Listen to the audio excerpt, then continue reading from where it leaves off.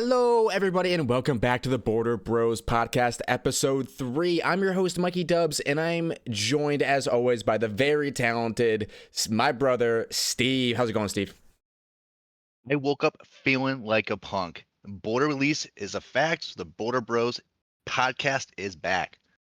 Okay, that sounded way better in my head. But I'm just excited, Mike. We have a date set. The countdown has started. We have some more Borderlands to talk about. Let's get it. Very excited to jump back. We will be doing Border Bros podcasts as it is relevant. This is not going to be, again, a weekly or a daily show or any timed show. It's when we have something to talk about. It's like a new trailer, and we kind of let the dust settle from everyone making their big videos. We absorb those videos, and we make our own podcast after the fact. Does that sound about right, Steve? Yeah, I like the idea of letting the content marinate from all factions, either from the developers and other social creators. I think it's really important for us to really kind of take our time with this stuff, not to jump to opinions and conclusions. I kind of like to take things slowly, calmly, and methodically. Yep, I think that's going to be a good way for us to do it, especially because people listening to this video are going to want in-depth reactions, in-depth discussions, something for them to listen to on the way to work or from work or on the way to something or maybe go to sleep. So this is the place where you're going to be getting in-depth Borderlands analysis from people who have watched the same content as you and who aren't afraid to, talk about it. You know what I'm saying? So let's jump right into it. Topic number 1 for today. What is the thing you are most excited about from the trailer? Take it away, Steve. Well, first of all, I'm excited that they just this kind of came out of nowhere, right? With the Sony state of play that they had. I don't want to date the video, but it's been about a week or so. I'm excited that they showed physical gameplay. I know there's no HUD on the screen, and that really you can take a lot away from the HUD. But I went back and watched the others, the reveal trailer of 3, 2, and there wasn't a lot of first person view. And I think they really took a point of emphasis on this is the viewpoint. This is what it does to the enemy. Mike, remember episode 1? I was raving about how we don't know what the action skills or the guns do to the enemy. Right, I was like, they kept cutting us off. right. Boy, did they! This trailer, that's all they showed. They showed what exactly you're doing to the enemy, and they ramped up the gore. Would you say? And this is as gory of a Borderlands game you'll ever see. Yeah, I think Um, that's something that every single YouTube video that I have seen about the trailer has pointed out is the amount of gore, and it's definitely evident. Like I have never seen a game with this detailed of dismemberment mechanics and gore to go along with it. like a Doom style. Now, just to be clear though, when we're watching this trailer, it's clear to me, and I'm sure you're seeing it as well. The characters of Null Hunters that we're watching are one-shotting everything. So I'm assuming we are well overpowered at this POV, and the enemy is just probably level 1, and we're blowing them up with one bullet. I think it's just to demonstrate where they're going with the tone of the game, and I'm okay with that. There's a couple times where I was like, oh, is a single shot gonna just evaporate people? Because that's gonna get a little bit old over after a while. But I doubt that's gonna be like that the entire game. So I'm excited we have this. We got able to see some more action skills. Not all of them. I have some speculations of what they demonstrated and who they demonstrated for. I still believe they're keeping a lot of things close to their chest because they did say that they're going to be hosting an in-depth reveal of the characters and the gameplay at a later date in the spring. So I think this is just a kind of like a part 1 of I think 4. First was the reveal of Borderlands 4. Then it was like that cinematic. Now we have this reveal, and I think the fourth and final piece before the game reveal or the game release Mm. is going to be the in-depth. Hey, these are the characters. This is the gameplay, the new mechanics, action skills, maybe even skill tree reveal that you can go into online and kind of mess around with like theory crafting. Oh, did with Wonderlands, which was really cool. Um, I think this trailer right here, it gives, even though it was really quick, it's like only like minute, Yeah, minute about 30. a minute. But boy, if you, I know I did this. Did the playback to 0.25, Yeah. slowed that thing down, and it really helped me digest exactly what I'm looking at here. Yeah. Um, what was your? I know I have a lot of impressions. What was your very first impression, Mike, when you watched this live speed Yeah. for the first time? I think the first thing I thought, and I'll go back to the very beginning here, the first thing I thought of when I saw this chest and the way that this red chest opens, Mhm. this is screaming to me. There's a first person shooter roguelike game that a lot of people have coined the roguelite of Borderlands called RoboQuest. RoboQuest, yes. And the way this chest opens, and I think some of it might have to do with the song they chose, which is "Wake Up Like I'm Feeling Like a Punk." A punk. That's right. That's gunfire. I'm sorry. That is RoboQuest style of music. This is RoboQuest style of chest opening. Like the chest feels alive, like it's popping out at you. Everything's very You took the animated. words right out of my mouth, Mike. It feels alive, right? It's just the way it interacts and kind of breathes open. I love it. So I'm seeing a lot of RoboQuest. I'm seeing a lot of inspiration from the game RoboQuest in this game, and that doubles down heavily with the flying and the dashing mechanics. RoboQuest is a game that tries to get you up in the air and riding on rails and jumping off cliffs and then doing a double jump off that cliff to the next rail to the next cliff above your enemies. Hmm. This I game, it I seems like remember it's doing the playing. I same remember thing. playing that game. Yes, and the game is quick. It's fast. It's like almost like a dance. You're kind of floating. It's kind of like you're. It kind of gives me like this like almost like anthem vibes, where you're just kind of you're the movement between cliffs and jumps and dashes is a kind of you get like a natural flow where you're kind of playing subconsciously, but you're Yes, going like meta movement. right. That was my very first impression. Like, this is heavily inspired from RoboQuest, which is not a bad thing. Not a bad thing. Just like RoboQuest was, shaped and inspired by Borderlands, and it must have been in some ways because the guns are very similar in the way they like. There's just so many of them, and they all have special abilities.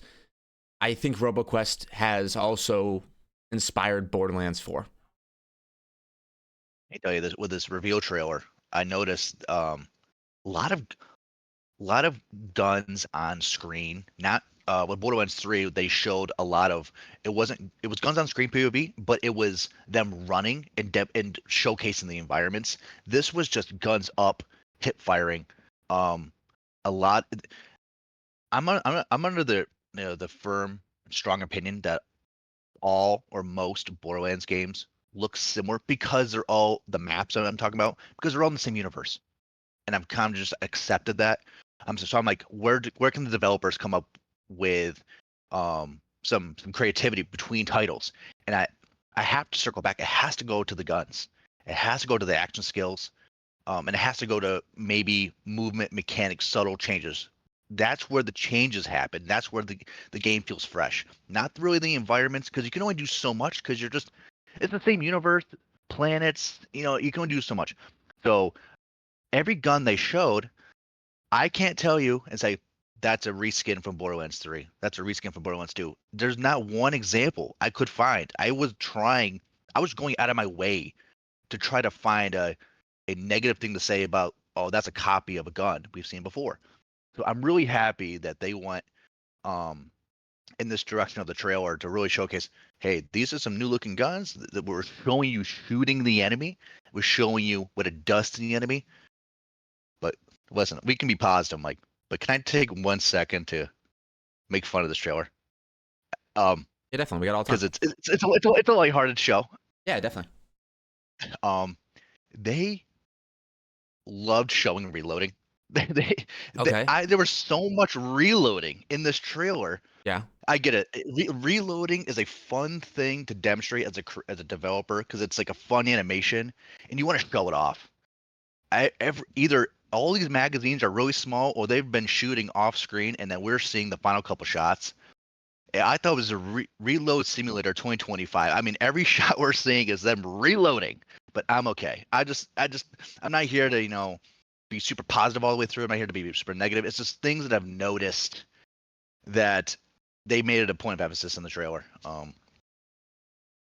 but the movement, that was clear to me, Mike. Like you said, that was glaring to me how much movement we have, and I have a concern about that. For the casual player and controller, do you play on the keyboard, mouse and key? I play on keyboard and mouse because it's just the most streamless experience for content creation because I can just alt tab and go over. However, I actually kind of prefer playing on controller just because I can like lean back, you know?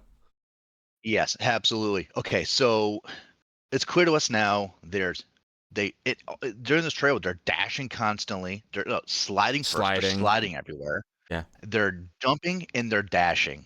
Just within that synergy, those three movement mechanics, three button presses all the time. My concern goes to this speaks for myself as a casual player on a controller. Sliding in Borderlands has never felt natural or good to me because I understand you can remap buttons. I get that. But when it comes to sliding, I have to I have to take my thumb off my stick, which is my aim, to Yes. slide. Because I Slide. can no longer aim. I have to like predetermine where my ridicule is, and it never feels good because I feel like I lost control of my target because I'm trying to slide somewhere. So now that I've wanted to where like I remap it, where I click my stick. So my thumb is always there aiming to slide, but now I have to get the cancel slide. I have to leave my aim to press a button to jump to get out of it. Now I've Right. lost the ability to shoot and aim. Now we've added a third thing, like dash. Dashing. Yeah. I need to figure as a guy with a basic controller, do I need to go out and buy controllers with buttons behind the controller where I can keep my thumb on the aim stick and do three separate things: Yeah. dash, jump, slide, where I don't lose the ridicule capabilities? That's a little bit concerning for me Mhm. as a controller player, and I want to be able to experience this game the way they're showing and demonstrating it. But you're doing a lot, and I wanted to be able to do that as well. But I don't want to lose the ability to aim at the same time. Yeah, that's definitely a very, very valid worry. I feel the same way about controller a lot of the time. On my PC, I try to do the same thing where I try to map everything so that I can quickly tap it and get back to my directional controls. But on console, like, you're 100% correct. Reloading even takes your thumb off of the right stick and puts it onto either the square or the X button, which takes you away from your vision. So while you're reloading, in order to tap the button, you have to stop looking around. I'm looking around. I understand reloading. I'm no longer in the fight in that moment, so I'm a little more. I'm a little more okay with taking my thumb off the ridicule and pressing it. But if I'm dashing, I'm sliding, I'm Yeah. jumping, I want to be attacking at the same time to really benefit from all those new movement mechanics. And to take my thumb off the aim stick to do that does not feel good, and it's really challenging. So it's either I remap it or at least a button click of the stick can be something, but I'm Yeah. gonna have to figure out a way to get buttons on the back of the controller. I know you can buy things; these are for sale. Where I'm never leaving my thumb off my aim stick. I mean, Right, just because you have that's your something action skill I've realized. button, you have Yeah, grenade there's button, a lot. aim down sight button, fire button, slide, and crouch are Hmm. usually the same, and butt slam is usually the same. But now we have reload, double dash, grapple. We have there's a lot of buttons. That's definitely a valid worry is how clunky and how slow it's going to feel, especially on console. Yeah, so um, definitely gonna have to make some adjustments so I can play this game to the fullest potential. But yeah, but things I'm most excited about: the trailer showcasing of the guns, action skills, Mike. We got to see a couple, Yeah. two from each except one. And what are your thoughts initially, right as soon as you saw them for the first time? But yeah, I think we did. I think we saw one one action skill from each Vault Hunter Yes, for sure, and for sure. then we think we two from a couple of them. So the one that we We saw don't know. We don't know. from But the this is gun, speculation. We don't know. Yeah, we yeah, don't know if there's actual action skills. The Go ahead. hunter that we saw is the double guns. We saw the hunter. We're calling him the hunter. He's the double sword guy. He pulls out Yep, double double sword guns. guy. That's his thing. So I'll pull that up on screen right now. This is the hunter. He pulls up the double guns. Mhm. And it looks like it's just a big like photon blast. I'm not sure this left gun. It just fires like a big photon like blue Yeah, blast. timestamp 18, 17. It's pretty generic looking. It's almost like you see how like it has the light indications on the side. Yes. It's almost as if it's so generic that you can just change the element and just change the color, and that's how they figured it out as a design standpoint. For I think so augmentation, I'm too. talking about augmentations Yeah, I think so too. I think because this it's isn't so regular. basic. Yeah, I agree. I think that this You is know, not going to be like Gunzerk or double gunning at all. And the reason I think mhm. that is because of the way when you pull it up, you have this light blue like effect cover your screen, and it's the exact same color when you shoot it, which makes me think that this See, left-hand gun is not just a random left-hand gun that he put into his inventory. It makes me think that this left-hand part gun of his is exoskeleton. fixed. Yeah, it's like fixed. It's Mhm. always going to be this gun. When you shoot it, it's always going to do this thing. And you got the visor comes across the same. We had a third person view of this visor when he was doing a break dance in the first trailer in the middle of the battle. He had that bluish visor, boom, right across the face, right there. Yeah. It's So pretty powerful. I'm not too sure how I feel about it. At first, I was like, oh, wow, double gunning in this game. This is like going to be my character. But after looking at it a little bit, I don't really find it that appealing right now for this character. That's just me. Telling you, I played Zane for hundreds of hours, and this looks a lot like the Ion Cannon that would come over my shoulder, and I would just pop that off. Boom. Um, Yeah. Exactly yeah, right. just boom, and it with the Sane Dead class mod with Zane, it basically opened up all my action skills, kill skills at the same time. So it's kind of I always used it. But yeah, it's pretty powerful. It basically flashbangs you. Boom! If the enemy's really close to you, you're not seeing for a second. But it's definitely looks like it's part of the exoskeleton. Could be yeah, I don't think it's a Gunzerk, but that's what we have we have two from him. We got the swords possibly, and Yeah. then this gun that pops out of his exoskeleton possibly, The and thing is, does we don't know a if the swords are an action. We're assuming from the first trailer that he's going to have an action skill that's related to his swords because he's the guy is dancing around with his visor out, which seems to be the signifier that his action skill is active. Is the visor? I have a theory about this, but I want to talk about a little bit about each action skill before I circle back to Okay. that. I Well, I, I'm I just it's just Nisha. If you remember Nisha from the yeah. pre-sequel, she had that same Mhm. thing where like she had this like visual overlay that goes over her screen, like Soldier 76, like a visor. Yep. And during that time is when she gets the auto aim and like is a super gunslinger. Remember you Fallout. When you fall, you can like set your targets, ping, ping, ping, ping, and then fire, and then you just eliminate everyone on screen. Yeah, the VAT system. This game Mhm. or this character seems a lot like that, where you can tell the action skill is active in some way when the visor enters screen. And then now the Yes. visor is here. I'm thinking that's when you know whatever action skill it is will be active. And whether it be swords or this second gun, I think that's how we can tell. So I think you're Yeah, to point 100% out the correct. This is obvious, the second one. The the other second one. yeah, the other characters don't have that HUD display, so I'm just to point out the obvious. I guess this might be exclusive to him. I have yet to see that same display go across the screen for any other Vault Hunter. Yeah, it definitely seems like the swords are going to be an action skill based on the visor, but you had a theory Oh, about it, so it we'll just see. it just it it just evaporates this guy and takes out the guy next to him too. Just Yep, no damage area of taken to effect. you. I don't see. I don't know. I have yet to see in the trailer damage taken to us. I haven't seen an indication on screen that we took damage, even when we've been swung at point blank. We're taking shots. I don't know if we take damage from explosives around us.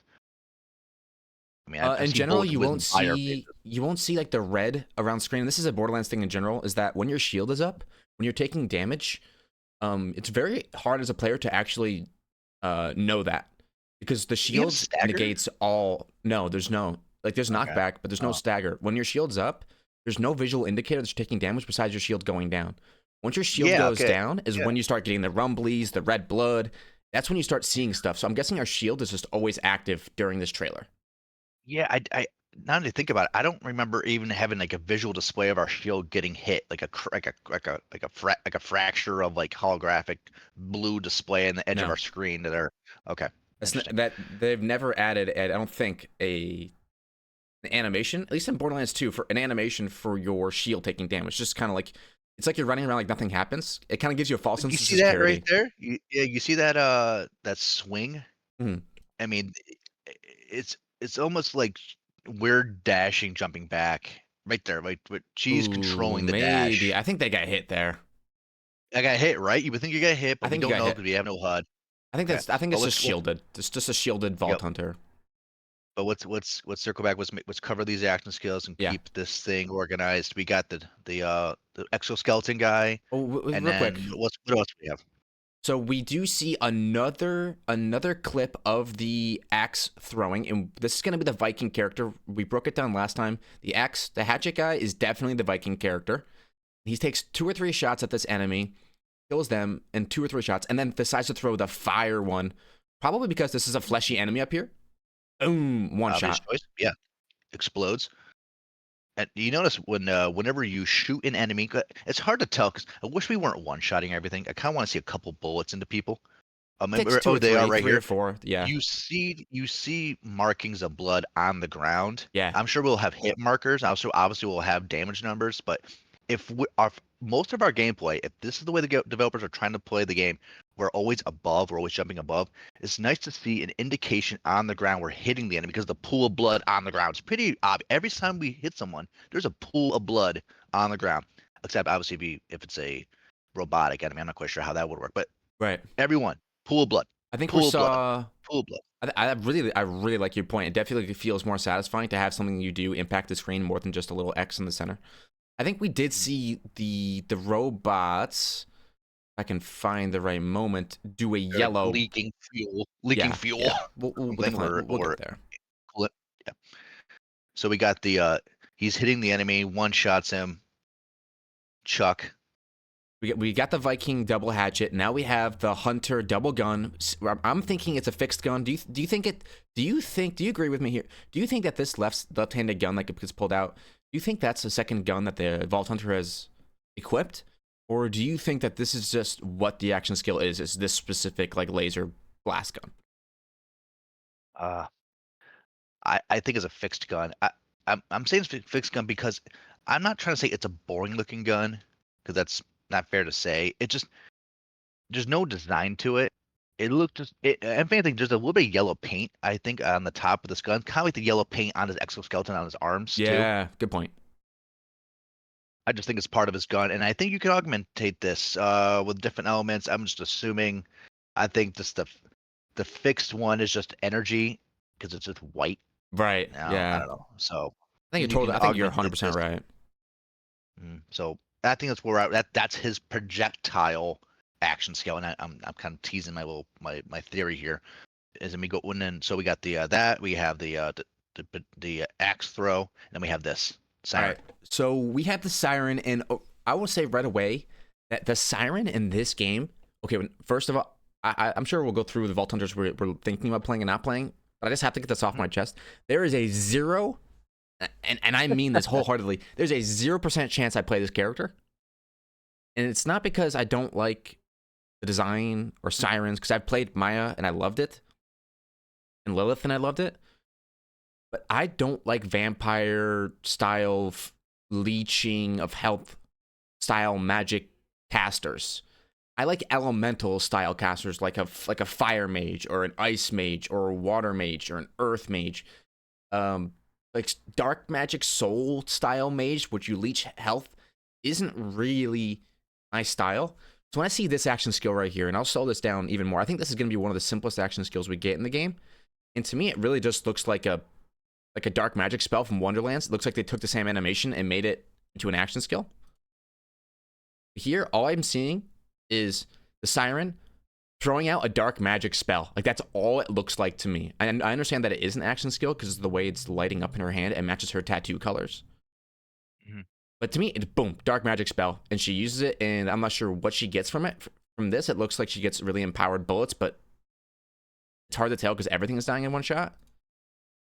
But what do you Yeah, what do you think about this? This is like a fire and forget, pretty simple. Looks like just a dark magic, just blast. okay. This is where I'm gonna come in with my theory. I think so far we've seen two, two, two, and one. Referring to the action skills of each Vol Hunter. I think what we're demonstrating right now is, I think, speculating, each action skill. I mean, each Vol Hunter will have one themed melee action skill, one projectile action skill, and maybe one, I would say, more special, or Unique. just one more unique. Unique. Okay.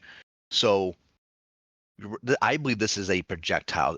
Because the enemies are so close, we don't really get an opportunity to see the range of this action skill coming from her energy in her left hand, because the guy's right up on top of her. I think the projectile action skill for the exoskeleton is the gun. Boom, pops out. He's got range. Action skill Yeah. range. Yeah. The Viking, it's going to be his throwing axe. He's got range. For the Siren, orb range. Now, I think there is a melee themed action skill for each one, because you have the brute guy with his punch. Yes. You have the ranger guy with his swords, and we haven't gotten to it yet, but we have the Siren with the necromancer summoning of a spirit with a scythe. That is a melee weapon.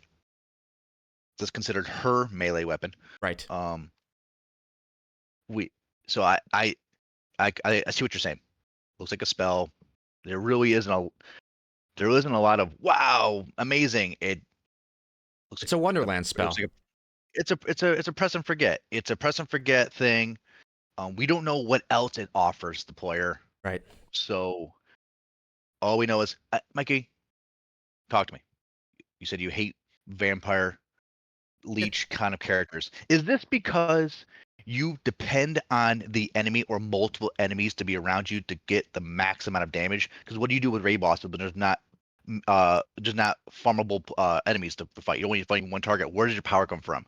Is that kind of like the fairy you get with you depend on leech for your damage? There's just something about like my whole character being revolved around leeching health. I don't know. Like for me, I like when units have offensive capabilities that stem from making defensive choices. Like my favorite champion in League of Legends is Rammus. Rammus, his passive ability, his main core mechanic is that the more armor you build, the more damage you deal in lots of different ways. So as Rammus, you build very, very, very tanky with lots and lots and lots and lots of armor. And the more armor you get, the harder you are to kill, but the more damage you deal. So Leech characters have a similar thing, where the more damage you're dealing, the harder it is to kill you because the more you're healing back, which is cool. But I prefer, instead of the drain tank, which is what a Leech is, they're called drain tanks because they drain your health and become tanky themselves. Okay. Instead of drain tanks, I like traditional tanks. Tanks that don't really heal, but are still very tanky, and you can kill them by whittling them down. Iron Bear is a pretty good example of this, or at least when the game Borderlands 3 launched. A tanky bear doesn't really drain your health. You just have a set amount of health to start with. This is the personality thing for me. I just don't like dark magic, necromancer style gameplay. It's just like the Graveborn from Wonderlands was the class I knew I would never play. And the grave it's just a thing for me. Go to timestamp 47. Yep. I mean, we're gonna go back to, we're gonna stay within the Siren here. Yeah, it's a good idea. Right here. She's summoning this thing. Now, if you just kind of keep, I've noticed she summoned the first one, the projectile action skill, I'm calling it. I'm just gonna go with what I'm calling it, the Yeah. projectile action skill, with her left hand, gun still in hand. She still has the ability to shoot, Yeah. left hand firing. This one, she's putting her firearm away to summon this thing, removing her ability to stay in the fight. As soon as I saw that, I thought to myself, okay, we're going to go from shooting to summoning to now we're going to be going inside this thing, and this is our perspective. Our new POV is this hacking, slashing, floating around, hyper speed, kind of like the ghost army from Lord of the Rings. And Okay. we have like a timer, and the more we kill, the longer we stay in duration. But then the gun came back out. I'm like, whoa, whoa, whoa, Yeah. Yeah. whoa. We lost the ability to shoot because we're trying to summon something, but yet we never lost the ability to shoot to summon a energy orb before. So why are we? I was a little concerned about that. And I know I'm nitpicking here, but hey, that's what we do here at the Border Bros Yeah. podcast. We nitpick. I don't see why we can't summon this thing with the left hand and continue to fire with the right hand. Right. I think it's pretty cool looking. Uh, I think this is the melee character, the melee augmentation of the action skills for her. There's no legs; she's just kind of floating. Yeah, she's I'd love to definitely see. I would floating. love to see this actually hit the enemy. What does it do? Right. Do you think this? Um, Do you think this is a clone? You said originally that you thought you might be able to enter this character and kind of have like a yeah. Buzzax Rampage style, where like the better you do, the more you can go.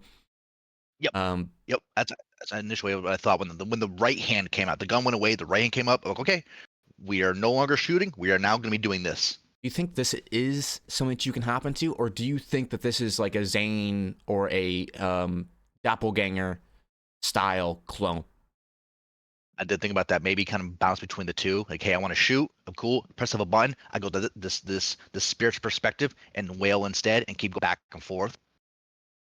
I think that would be pretty cool. We just don't know. We don't have enough information. We just see the summoning, and the The summoning summoning. for me is Go ahead. suspect. The summoning is suspect if we don't have a little more options. I think you've pointed this out to me when the trailer first came out. Is if how she summons the I'm gonna call it the Reaper because it has a scythe. She summons Okay. the Reaper out from the body of this beast. Is that true, or is someone else who said that? Because it doesn't look like that is the case here. I She don't summons it on the see ground. She doesn't pull it it. out No, of the it's body. open space. I see no enemy on the ground where this Reaper's. There's nothing there. It's just she's Yeah, hit it in a bun, act scale, gun comes down, her right hand comes back up, summons, gun comes back out. Um, I don't like that. Sorry, I don't like that. I mean, I can get killed doing that if I'm no longer, able to, shoot. Because sometimes offense is the best defense. right. I like Borderlands. They want us to do more things. You need to do multiple things at the same time, and that's where we need to keep emphasizing that. So that's her action skill, projectile, possibly melee, and then we go to the I'll stick right wherever here her for a face is. second. Go ahead. If it's true that you can enter into the spectral form, and it's not just like a clone that runs around stabbing things, and like the better it does, the longer. Like if it's death, if the Reaper is Death Trap, Gage's Trap. Death Trap, kind of basically. I'm gonna be less interested. If the Reaper is more like a Buzzax Rampage, where you can enter into the Reaper, I'm very interested. I wish they didn't show the gun coming back up to kind of leave us a little more speculation. You can go in, but because the gun came back up, it's like, ooh, two button presses, two button presses. It means either one, we can't go inside this just I don't perspective think of the you spirit, can. or two, it's just over managing. I'm pressing so many buttons to do an action. I just want to be inside this perspective immediately. I chose her to come out because I want to do the damage at that point in time with this person. I don't Right. want to hit a button twice. I think. I mean, honestly, I think you're only pressing one button here. I think you're pressing the action skill button. There's an animation for it to come out. I don't think pressing it again would do anything besides maybe retract it or tell it where to go. I don't think you're pressing a button again to go inside it. I think if you could go inside it, you would be pressing the button again. I just don't think you can go inside it. Although I would so much rather do that than just have Like another a death double trap. press. A double press you're in, single Oh, press. it'd be so It's your pet. sick. Go in It's your and then pet. start slashing with the scythe because the scythe is so cool. So cool. And it just adds to the scythe takes souls. Scythe takes Um, souls. yeah. I mean, I love this. It's cool. It's cool. Um, I'm very curious on how we can interact with this. And once If it's again, just a, just it's a press and forget. to point out the obvious, the Reaper is the same pink purpley color that the tattoos and the first action skill were. So if you see Yeah. this color, this is going to be the Phase Leech Siren. I'm assuming it's just the Phase Leech Troy and Tyrene. Mhm. Everything that we've seen seems to be pointing that direction. Okay. Okay, so yeah, we both have a little bit of worries about this character, despite her kind of being the one that everyone gravitated towards from the initial trailer because of her aesthetic and all that. If you do like Yeah. dark magic, Graveborn style mechanics, I think she's gonna be right up people's alleys. Like, it seems like her abilities are kind of cool. Me personally, she's right now she's the least likely for me to play. Yeah. Yeah. The dark magic, I find that it tends to gameplay is you're in the fight longer because you're constantly getting health, but you're not doing always the most damage, but you're always in the fight the longest. I'm not quite sure Yeah, if that's kind of the direction I want to go in. I I want bigger agree. numbers. Completely agree with you. Okay, so we covered the Siren's two action skills. We're a little bit underwhelmed by the kind of both, but Yeah. there's more to be seen here. Here we have What I'm saying. the Viking showing off his second action skill confirmed. Unless this could be a melee override. This doesn't. Again, Gearbox has a lot of ways to add interactions into the game. For instance, Zero from Borderlands 2, his execute melee attack that dashes and does a huge chunk of damage is not an action skill. It's not even a capstone. It's a middle of the skill tree ability. So this punch right here, from what I'm seeing, is it going to be an action skill? 99% sure, yes. There's a lot of animation. It's a big old punch. 99% sure this is an action skill. Also, it was shown in the trailer after other action skills, yes. I'm 99.5% sure this is an action skill. I just want to point out that there's a chance that this is not. That this is just a melee override. We've seen tons of melee overrides. Maybe the melee override for this character is our charged up punch. I don't think that's the case, but it's possible. You know what? And hey, the melee override for the Siren could have been that orb. It was a Right. close quarters within 3 feet. It only works within 3 feet. Instead of a stab, it's pow.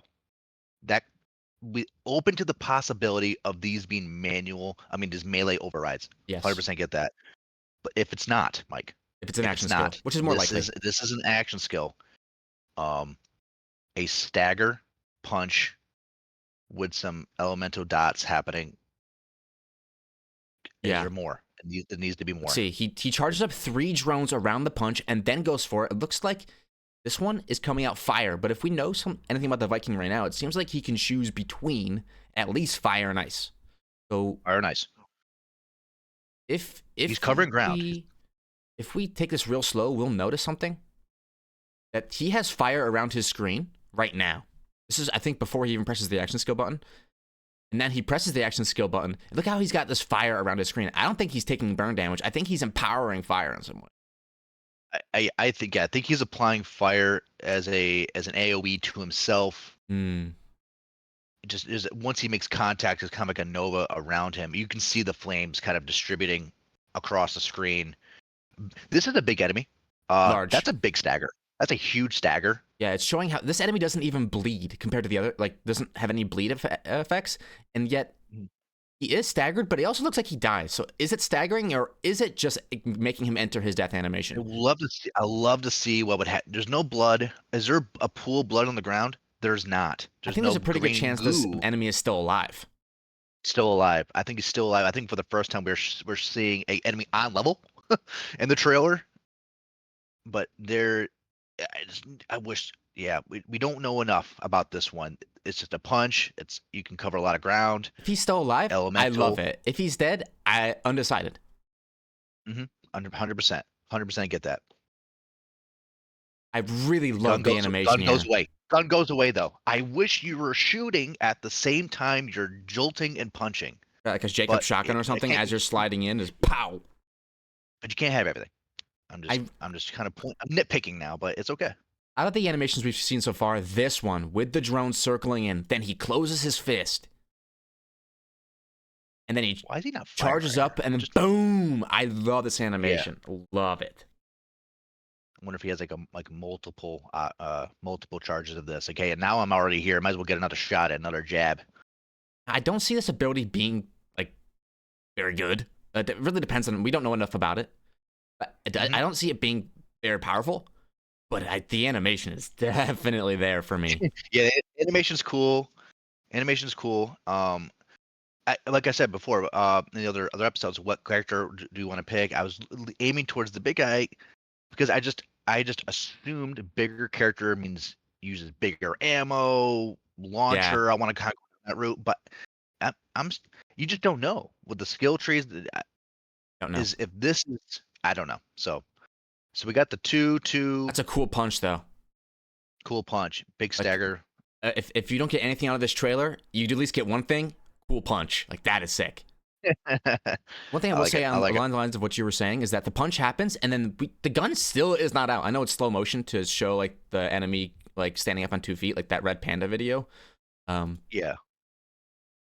but still, the enemy's still staggered and we still do not see that gun come back. That stagger is not very long. You know they're gonna land and keep firing. That's the opportunity we need to Yeah. have to just pump damage. Where's my gun at? Like while they're staggered, Where's that's the when I gun? want to give them the sauce. Yeah, we're staggering to damage, and we're not damaging during the stagger Yeah. on demonstration. And all we're doing is getting in melee range of when you're in melee range of one enemy. A lot of times you're closer to other enemies as well. You could be kind of trolling going for this punch if you're not able to defend yourself with a weapon. Okay, let's go ahead and move on. Now I wanted to stop and slow down. This is a pretty big unanswered question for me. Go ahead. We get, and now 0.5 speed, we get action skill. Okay, and then she's gonna shoot around for a bit. Yeah, a guaranteed action skill from the Siren. At least it could be a spell, it could be whatever, it could be a melee override. Then we get another action skill. That's 3 of the 4 characters in a row. Yep. And then we get this one. It's a dead enemy. We are All we dead. see- We are jumping. All we see is the gun come out as if you had pressed an action skill button or you switched weapons or something. The gun come out and boom, hit them, and they're dead. You know, Mike, I think I this thought is an about action this, skill. right? Okay. It can be. But have you ever thought these clips are obviously from game testing? Do you think they're just swapping weapons right here and we got the cut off frame between the swap? I think it's possible, but I don't want to turn the audio up because we're gonna get copyright. But I'm gonna do it anyway. Yes. So listen. I'm not sure you'll get the music on your side, but I'm just gonna.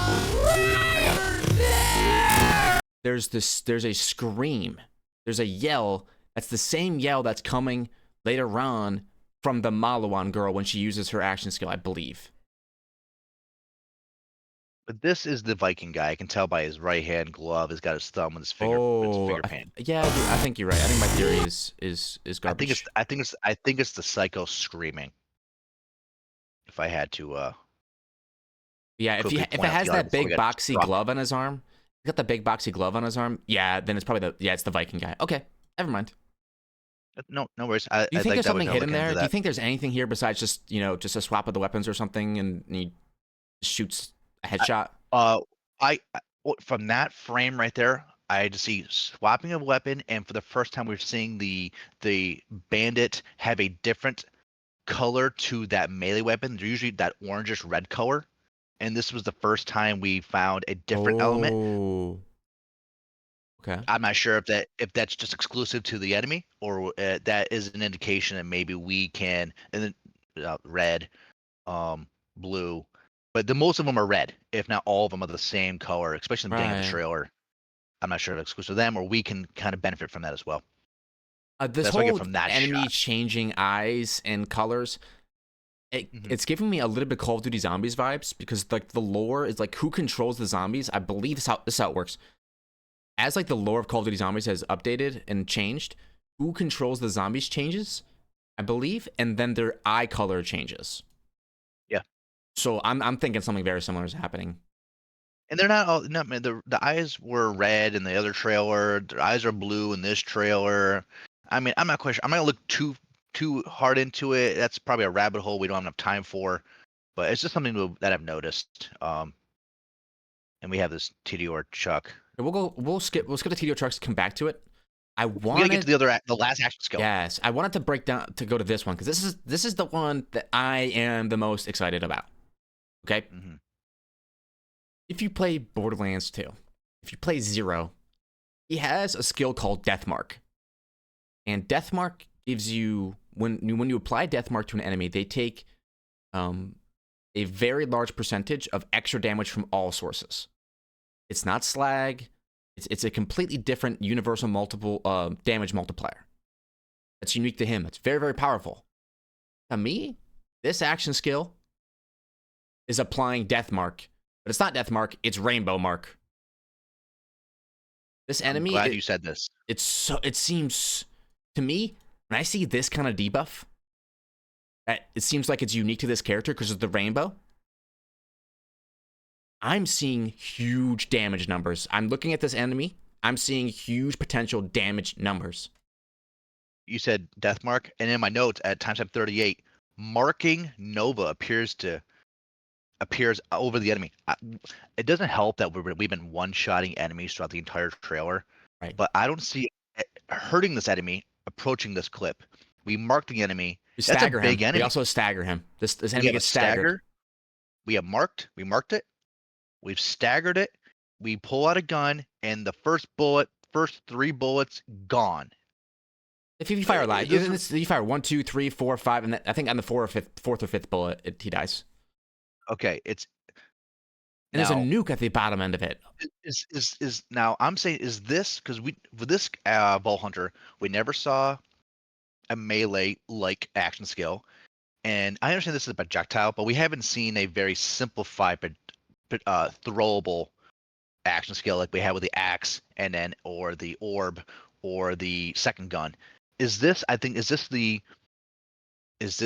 action skill for exclusive to this character? I know why I'm saying that, but you know what I'm trying to say is this is the special one. This is the one that characterizes the class. We didn't get that with the other 3. They ignored the 2, the projectile and melee, and they went right to only demonstrating the fun ability. This is what showcases her basically her whole character. Her rainbow of elements. Like she is. I'm thinking that because she's a Malawan, she is the Elementalist class, but not a Siren. This is maybe the first time we'll see an Elementalist class not be a Siren. Yeah, I want to be careful with the Elementalist thing because she's shooting all the elements. You can see it. I think, yeah, but there's a lot of colors in there. I just want to be careful because that can be a very powerful character, and I want to ruin the balancing. If one character can just wield and manipulate elements of all different kinds, that means that you have to take away a lot of things from them, like gun damage, health. Amara, she gets the Amara treatment. It's a give and pull when it comes to balancing of what you can, what you can't have. If you're willing to give this character this elemental manipulation, yeah, exactly. yeah. But going back to that clip, if you notice, if you want to pause it on 38. Yep. This, if you pause right, actually pause it right here. It's fine. We're shooting straight right here. It penetrates through the enemy, marks it. This Nova does not have a natural flight path through the enemy into the background. It appears at a 0.25. It is now tracking something and pings it and blows up.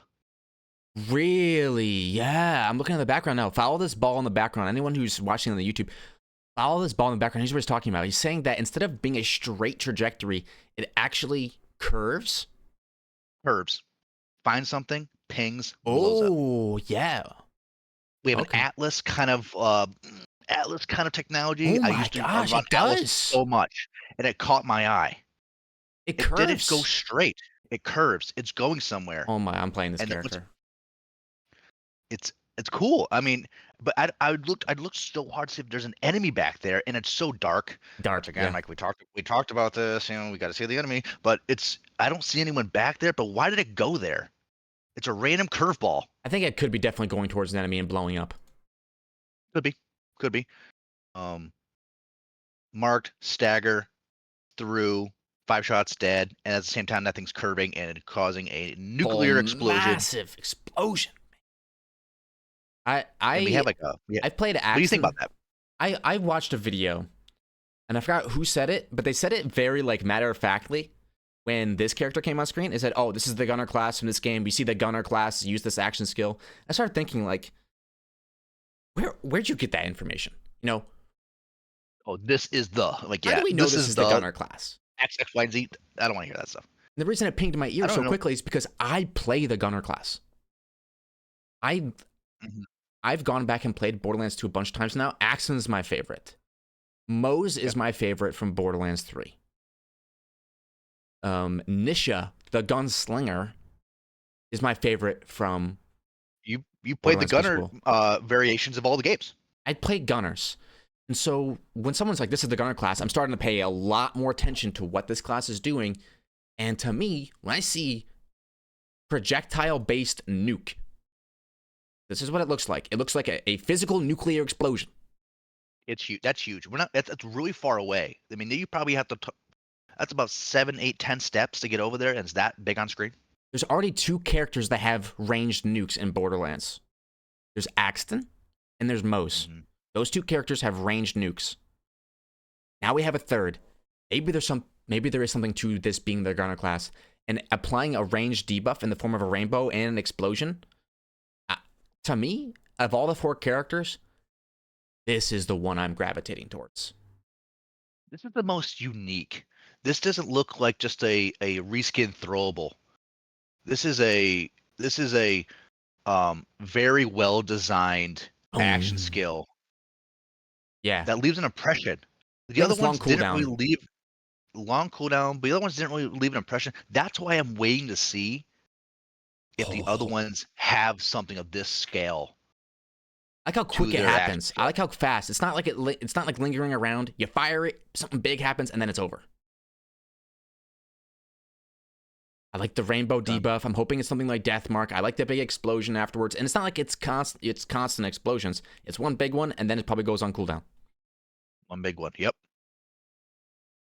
I think this, of all the action skills, this is the one that's the most inspired, the one that's the most unique, creative. And I personally believe that this one reveals a lot about the character. We think it's a Malawan character. We're pretty certain it's a Malawan character. And when the ball is forming, you see yellow, purple, orange, blue, green, all these different colors that I think is making up an elemental ball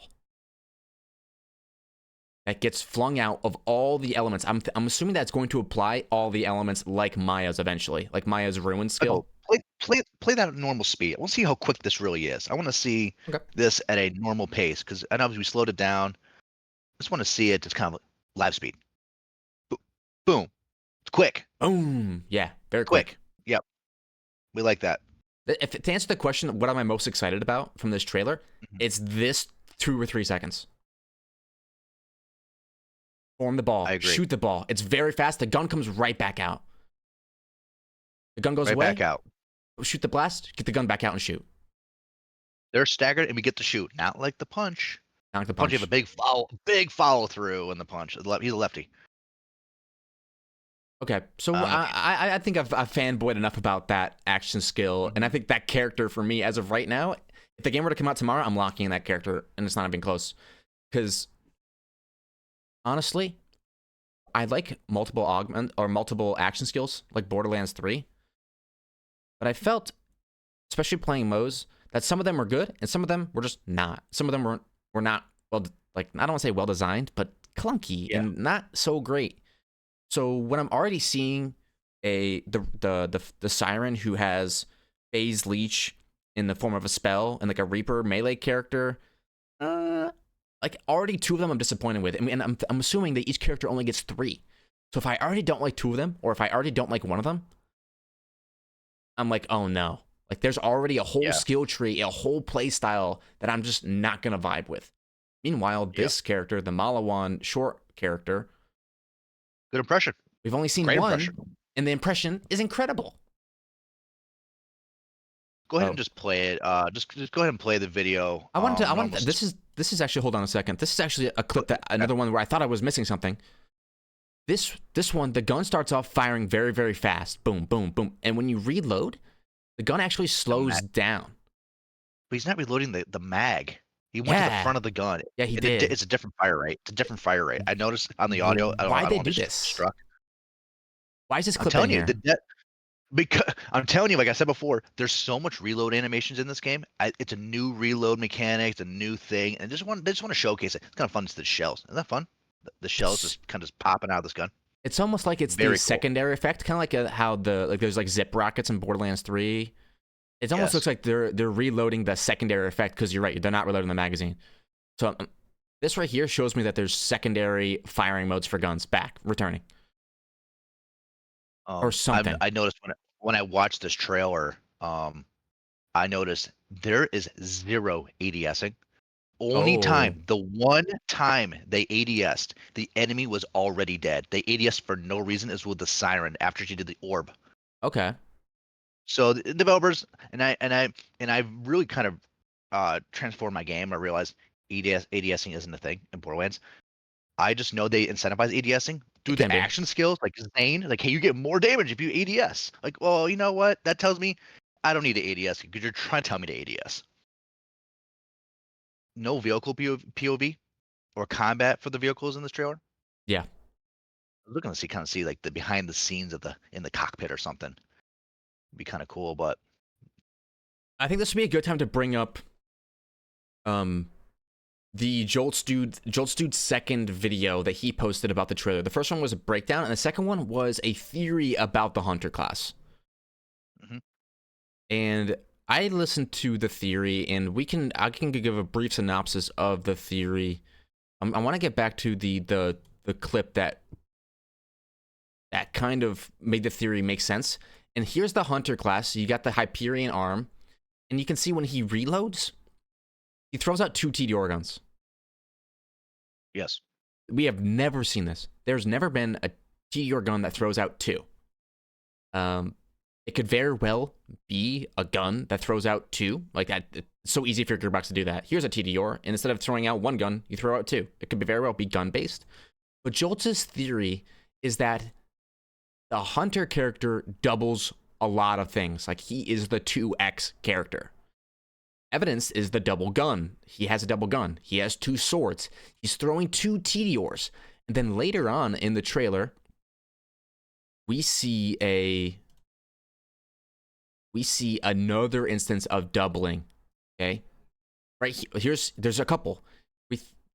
Jolt's made the point that he thinks that this character flying above these enemies and shooting this rocket launcher is the Hunter class, and that this launcher is shooting double projectiles. I see 2 projectiles. I think he's right. And the reason I think he's right is because you can say, well, bandit launchers have always had 3 projectiles. True, but there's never been 2 projectiles. This is a Torg launcher. It's a Torg? There's literature on this. Perfect. If it's a Torg launcher, it's going to have 1 projectile, at least historically. The only way to get a second projectile would be to have an Infernal Wish shield from Borderlands 3. And I don't think this is an Infernal Wish. I think this is the Hunter class, once again, multiplying something by 2. Jolt's theory. Here's again, another clip to prove that this is the Hunter class multiplying things by 2. There are 2 grenades that go off at the same time here. As you can see, grenade 1 splits into 3, grenade 2 splits into 3. They went off at the same time, meaning that if you're playing the Hunter and you throw a grenade, maybe you throw 2 instead of 1, like Salvador and BL2. But this gun is also shooting multiple projectiles as well. It shoots 4 projectiles instead of, we think, 2. This gun is double barrel. You would think 2 projectiles perhaps. But instead, it shoots 4 projectiles instead of 2. Could be another doubling.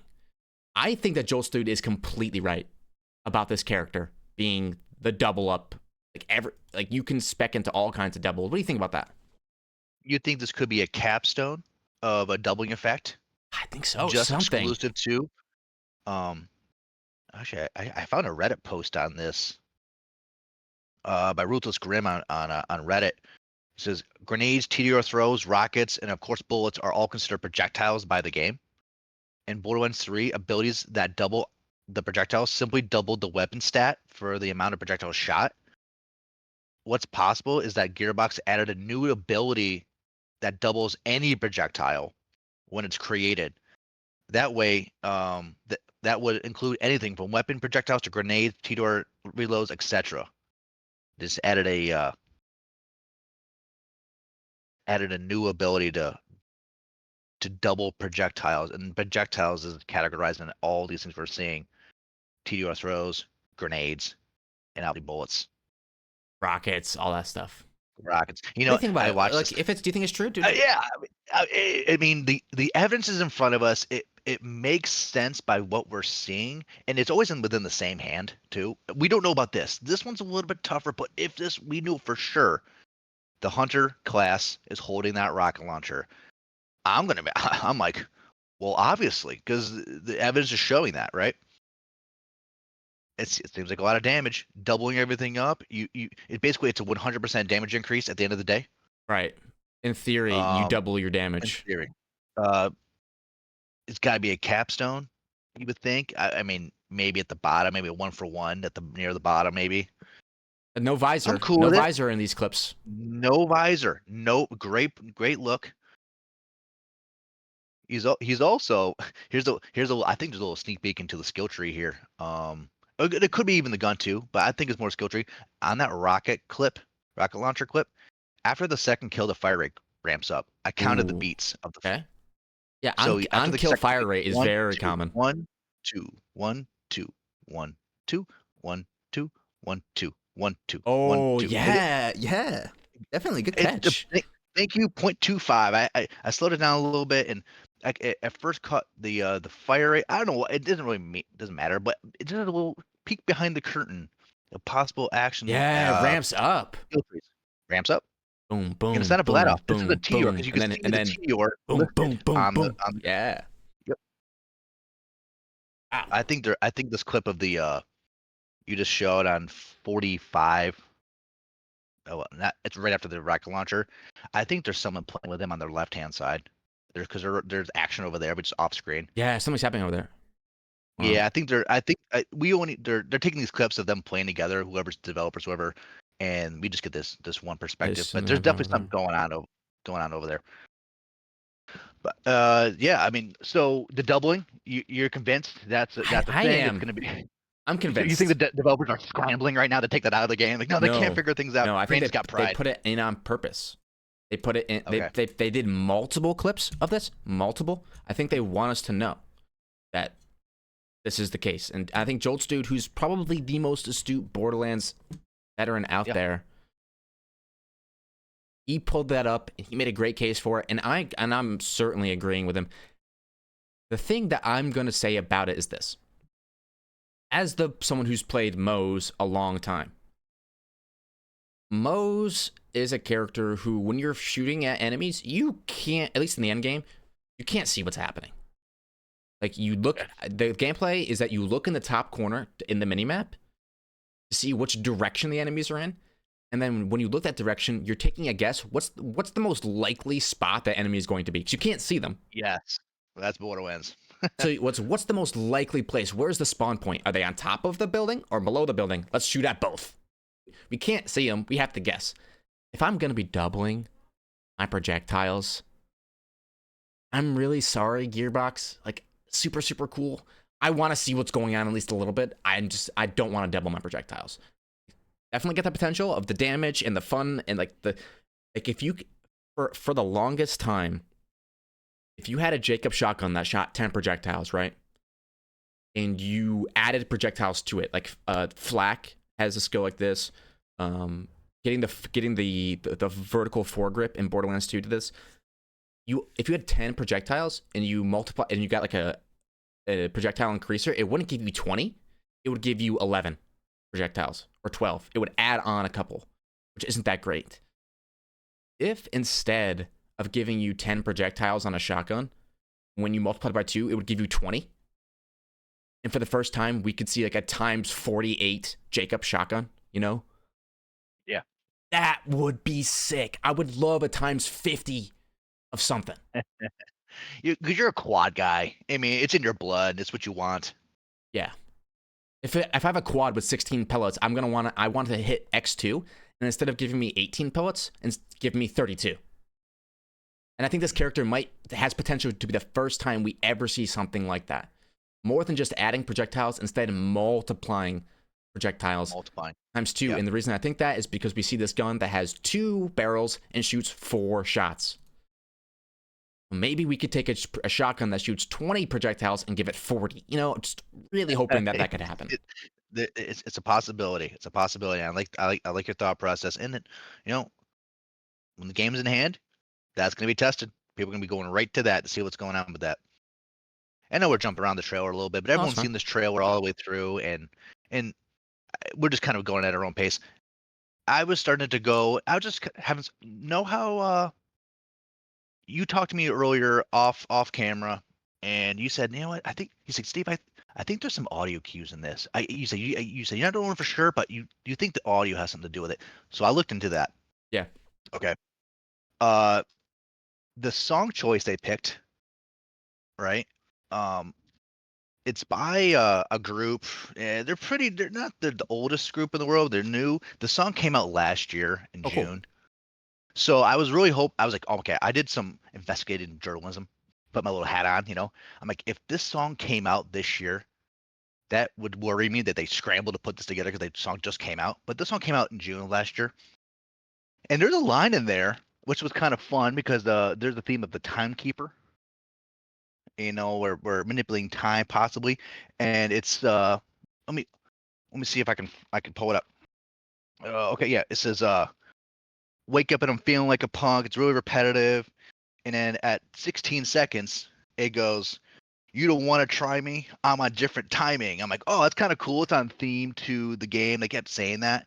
You don't Yeah. want to try me. I'm on different timing. But in the song, they cut it out. There's a line in there that says, "The cool kids in the back of the bus." I'm like, well, Borderlands, we're always on a bus in the original games. So I don't know why they cut that out. That was kind of a fun thing. It is Into the racial. audio. It's because it's racist. That's why they probably cut it out. Okay. In my opinion. Yeah, it's possibly in this scene right there. That guy he's running at you.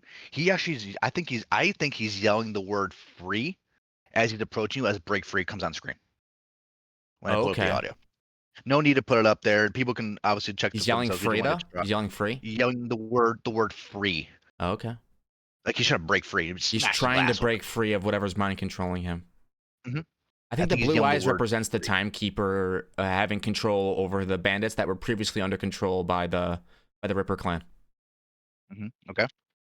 A couple things before and in interest of time, things I just noticed, kind of fun things in the background, you know, timestamp, 10 seconds. Fun Okay. grenade. You see the skull looking thing, you know, like people speculating terror, the terror mechanic coming back into the game. So I found this skull interesting. I'm like, Skull. what is that? Why is that? Why is that here? Is Oh, that I see it. indication of like that? That's a great pause right there. Yeah. What is I want this? you to I want you to go to timestamp 18 seconds right now.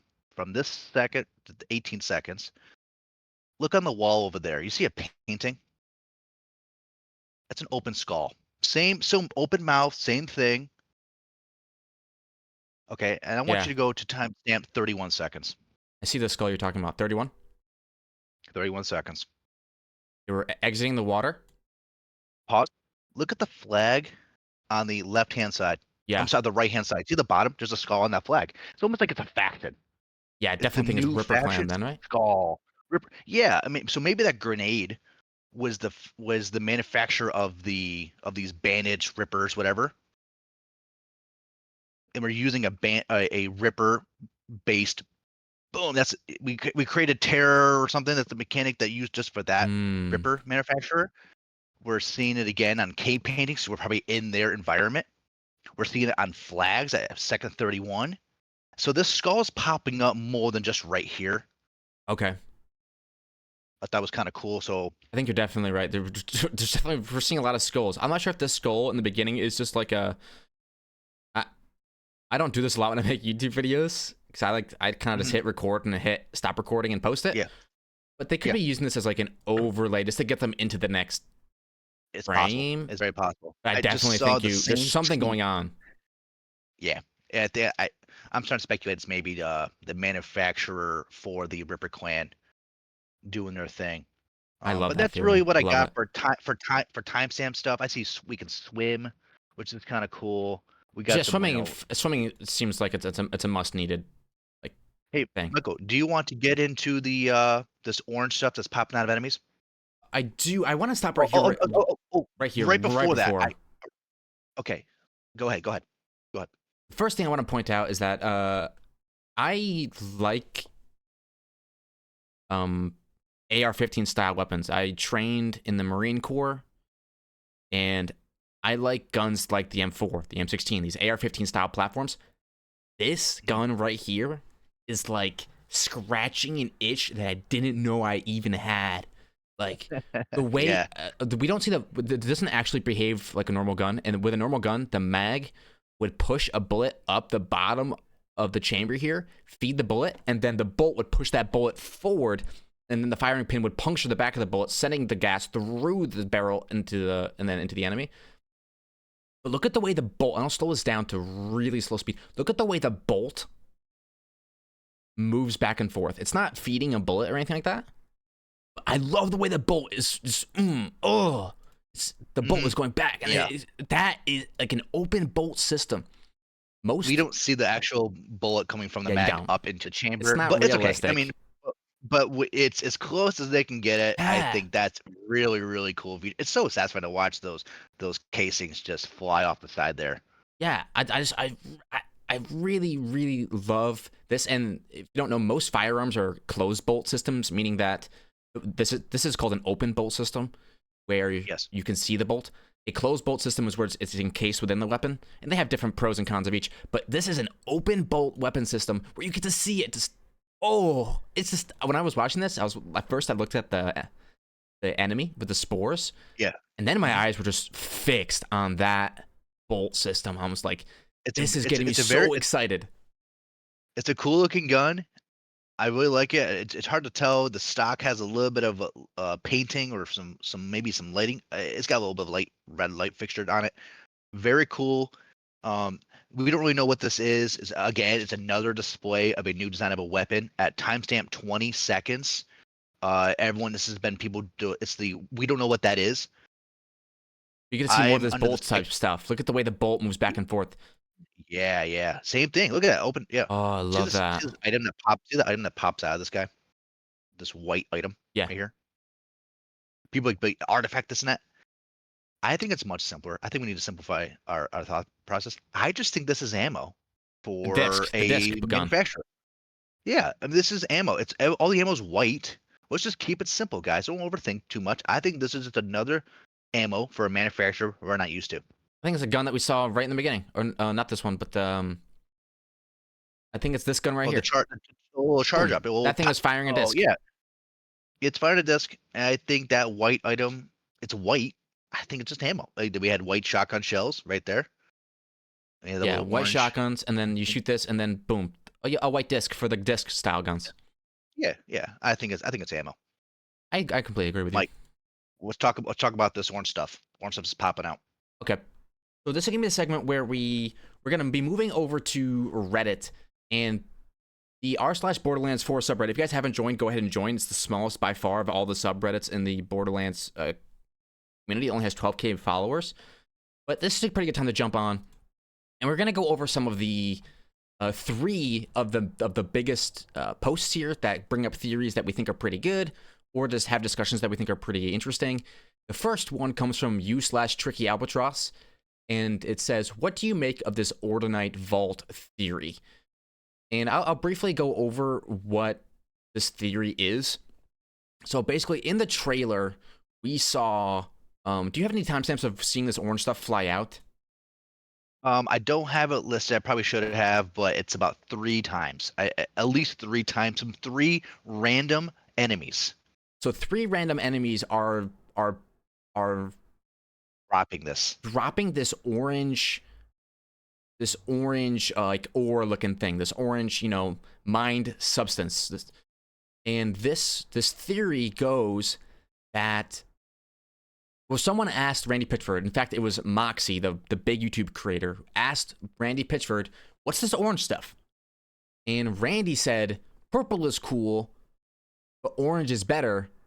You've heard of iridium, but do you F with Ordinite?" And so the upgrade or the changing from iridium to Ordinite as a secondary currency is almost all but confirmed. In fact, I would say it's as confirmed as it can possibly be. So iridium gone, Ordinite in. The theory is that if orange is better than purple, and the epic vault on Pandora that we opened has this purple look to it, that means that there must be a vault that has an orange look to it that's better than the purple Okay. vault. And this is something that I don't think that got brought up on the post. If the Vault Awakening is what caused the Iridium to form on Pandora, right? Isn't that how it goes? The Vault Awakening, or like the Vault somehow being triggered, is what started the Iridium growth, and then they started to mine it. What if this orange vault spawns a different ore that's not Iridium, but instead spawns Ordinite, which we start collecting, but it's more powerful than Iridium. And in fact, the vault, because it's a legendary vault, an orange vault, not a purple vault, we might finally see a vault that is worthy of a vault hunter. Worthy of a vault hunter. You walk into the vault and the chests have just epic weapons and one legendary. Gone are the days. It could also Is mean highly that possible. this legendary vault holds a monster that is way stronger than anything we've ever seen. That's probably the route they're going. My personal route that I really hope they go, and I've talked about this on Twitter to Randy Pitchford directly, is that, and I said the Borderlands movie, the one thing that I was disappointed about was the same thing that the original 4 Vault Hunters were, that the vault was kind of underwhelming. Maybe this is the first time that we get a vault that's not actually underwhelming. You know, if this is the okay, work with me here. I'm gonna spitball on freelance here. If that's the route you want to take, but this vault will finally be the one, the ultimate vault with all the legendary gear. Is it a give and take where the legendary drop rate throughout the game is been decreased significantly because the reward at the end is so high? Could be. hmm Now this Ordinite stuff, I understand Randy said, but we understand Iridium is super powerful, but have you effed with this stuff? Now, Right. I'm under the impression I'm going to be a little more reserved on this. Um, I think this stuff will act as exactly the way Iridium acted and was used in the previous titles. I think the only difference we're going to notice is just the storytelling, the interaction of how it's used in the game, Right. as in the story. I don't think it's really going to make us Superman.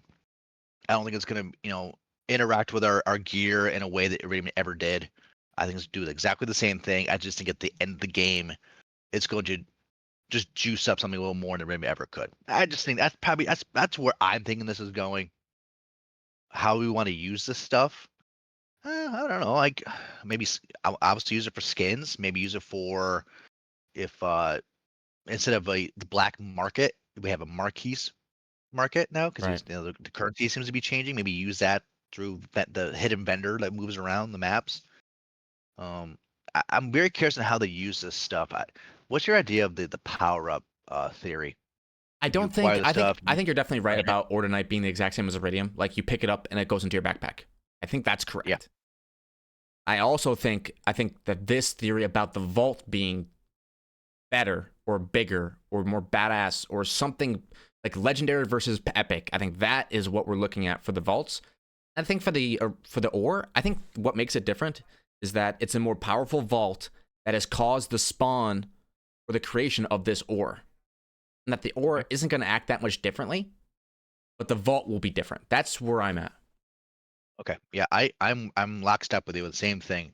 I think the vault is a different caliber than every vault we've seen because the ore is different, but how we use the ore, we probably as a vault hunter can't unlock its full potential. We need someone of a powerful being to be able to harness that kind of mineral material to get the full capability of what it can do. I think in the story we'll be able. I think they'll demonstrate that with this timekeeper.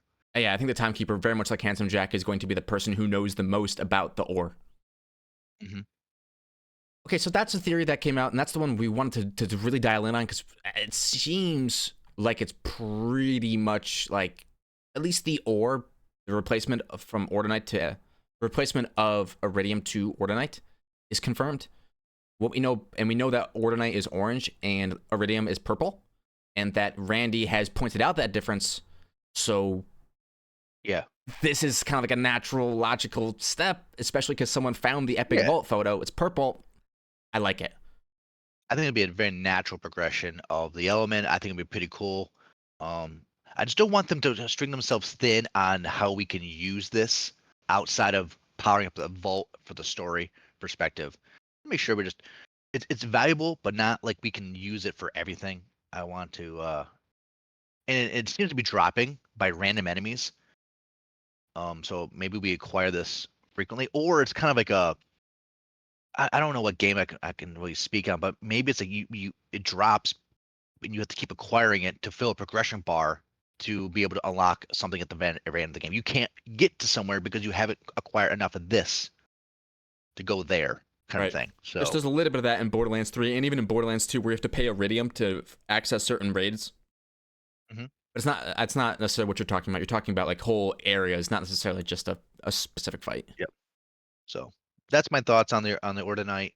Do you have any more thoughts on that before No, going to our next topic? I think it's like the best fan theory that we've gotten so far, and the fact that Yeah. Randy responded to Moxie saying, "Hey, what's Yeah. up with this orange stuff?" is really cool, and it's something. It's like gives us almost as much information as the trailer itself. All right, so for number I like it. two, Seraph Terran, he says, "What features do you think Borderlands 4 needs?" in all caps, and he lists three. Okay, Um, go ahead. Dedicated drops is number one. A great story to make up for Borderlands 3 is number two, and number three is increased movement mechanics. There are some other things that from the comment section, like skip option for all dialogue and cutscenes and all that. I wanted to quickly go over these three and knock them out kind of in quick succession. These are things that people have been talking about for years. Ever since the pre-sequel launched and some of the dedicated drops weren't in the game, people have been putting dedicated drops on the number one on the list because it seems so core to the game, and yet Gearbox seems okay with removing it in a lot of instances. Like Borderlands 1 didn't have a lot of dedicated drops. In fact, a massive dedicated drops mod came out for Borderlands 1 that people are going back to play. Borderlands 2 did have dedicated drops. The pre-sequel did not. Borderlands 3 did have dedicated drops. Wonderlands also did, but both Wonderlands and Borderlands 3 had massive amounts of world drops as well. People really like dedicated drops. This is something that you see come up all the time. The fact that it came up just 4 days ago, it's like we're seeing it again. But yeah, I agree. Borderlands 4 needs dedicated drops. I think Gearbox knows this. What do you think about that? I think they know it. I think the panel on the PAX West, they said they listen to us, they hear us, but if they have been, I feel like the dedicated drop should have been implemented in all titles from day one, not an afterthought. I was, I don't know if it's because they're just watching the balance of the game from the player's perspective, or they're using us as QA to see if dedicated drops will just throw off the balancing of the game or not, or what have you. I think dedicated drops needs to be in it. I know for me, um, when I'm gonna play this game for the first time. When I see my first named enemy or first boss, I'm probably going to stay there to see what the legendary drops, Right. if that's a thing, just to have that experience. Like I want to know what the first legendary of the game is, Be and if careful. they don't In have Borderlands dedicated, 3, the first named enemy was Shiv, and on the lowest difficulty, Shiv was programmed not to drop the Ripper. okay, That that's right, the they Ripper. have done that before. Now on your second playthrough, when you come back, yes, it's added to his loot pool. But the very first enemy in the game that was named did not drop dedicated loot. Strange, because in Borderlands 2, Roll. Knuckle Dragger drops the Hornet. People love that. Yeah, You gotta be careful. We don't know what Gearbox has up their sleeve when it comes to dedicated drops. and they pride themselves on gun design and being expansive arsenal. It's almost like they don't want you to get this weapon that Yeah, drops and just use it and ignore everything for the first playthrough. It kind of like it just basically throws all the developers' creations, the team's ideas out the window for I hours. could not agree with you more. I think that's exactly why they did it. So okay, I like what you said there. Dedicated drops, absolutely. All right, number two, a great story to make up for Borderlands 3. If this is a feature do you think Borderlands 4 needs? I just wanted to quickly touch on this. We don't have to talk about it very much. They're not going to try to write a bad story, guys. They're not going to try to write a bad story. So if you're saying that Borderlands 4 needs a good story, well, yeah, to be like a super successful game, but it's not like we're going to go in there and I don't know. Like, they each try to pick up what I'm putting down here. Like, what do you think? In the same in the in the same thread, there's like we need a good story, but we also need dialogue skip. Okay, guys, the tone. What's the tone here? Do you want good dialogue? Do you want good story, or do you want to just skip everything and just shoot people? It's we're asking two different questions to the same party. I Right. don't think they need a great story. I think they just need a good story. Get a good It can be a story. crap story that doesn't slow you down. That would be perfectly fine. Just slow you down. I don't need an Oscar or whatever I'm the okay with the Grammys. story I slowing don't me need. down if it's good. If the story slows me down, but it's good, completely fine. Yep. But even in Borderlands 2, which is a great story, quote unquote, people hate the scenes. In fact, they save quit to skip them, where you get to Sanctuary, right? And this is Borderlands 2, everyone's favorite story of all time. Okay, just put it out there. You get to Sanctuary. You run up. Oh, Roland, I'm here. I finished the quest. And he goes, "Good, you're back. Now let me talk to Lilith for the next 3 minutes." Yeah. So people get to Roland, they turn in, and they save quit to skip it. But yet they love the story. So I think the people that play Borderlands, it's a fast-paced game, right? There's a lot going on. People want to move naturally quickly. So so if you're playing the game and the story's just happening around you, but it's not disrupting your pace of play, and it's just good to hear in the ear, they're gonna say good story. But if as soon as the story interrupts the player's pace of play, yeah, and it's not good, or it doesn't appeal to them, or it's not funny, or it's not dramatizing enough. Characters aren't they're not identifying any of the characters. Yeah, it just you basically put you at a roadblock, like a train's going across the road, and you're just flying on the right now. You have to stop and stare at it. Yeah. That's where the player's like, I need a good story if you're gonna do that to me, because I had such a good momentum going up to this point. Now you're gonna make me put my controller, my keyboard down, and I have to watch this. I think don't it needs to be just good enough. Doesn't have to be great, but the gun play, the mechanics have to be superb. Okay, it can't be mediocre Write in an any okay direction. story. Like, write an okay story, but put it's the second thing. It's not the first thing. It's the second thing. It happens in our ears. You know? Yeah, the echo logs. It's just you're constantly funneling stuff. Okay, this has been talked about ad nauseum. It's just people say a great story to make up for Borderlands 3. There's no making up for Borderlands 3, guys. Gearbox loves Borderlands 3. They love it. In fact, it's a great game. But it's not like a great story to make up for Borderlands 3 is ever going to happen. Besides, Sam Winkler is still on the team. Borderlands is not a storytelling game, guys. It's a shooting game. Yeah, there's just a story to it.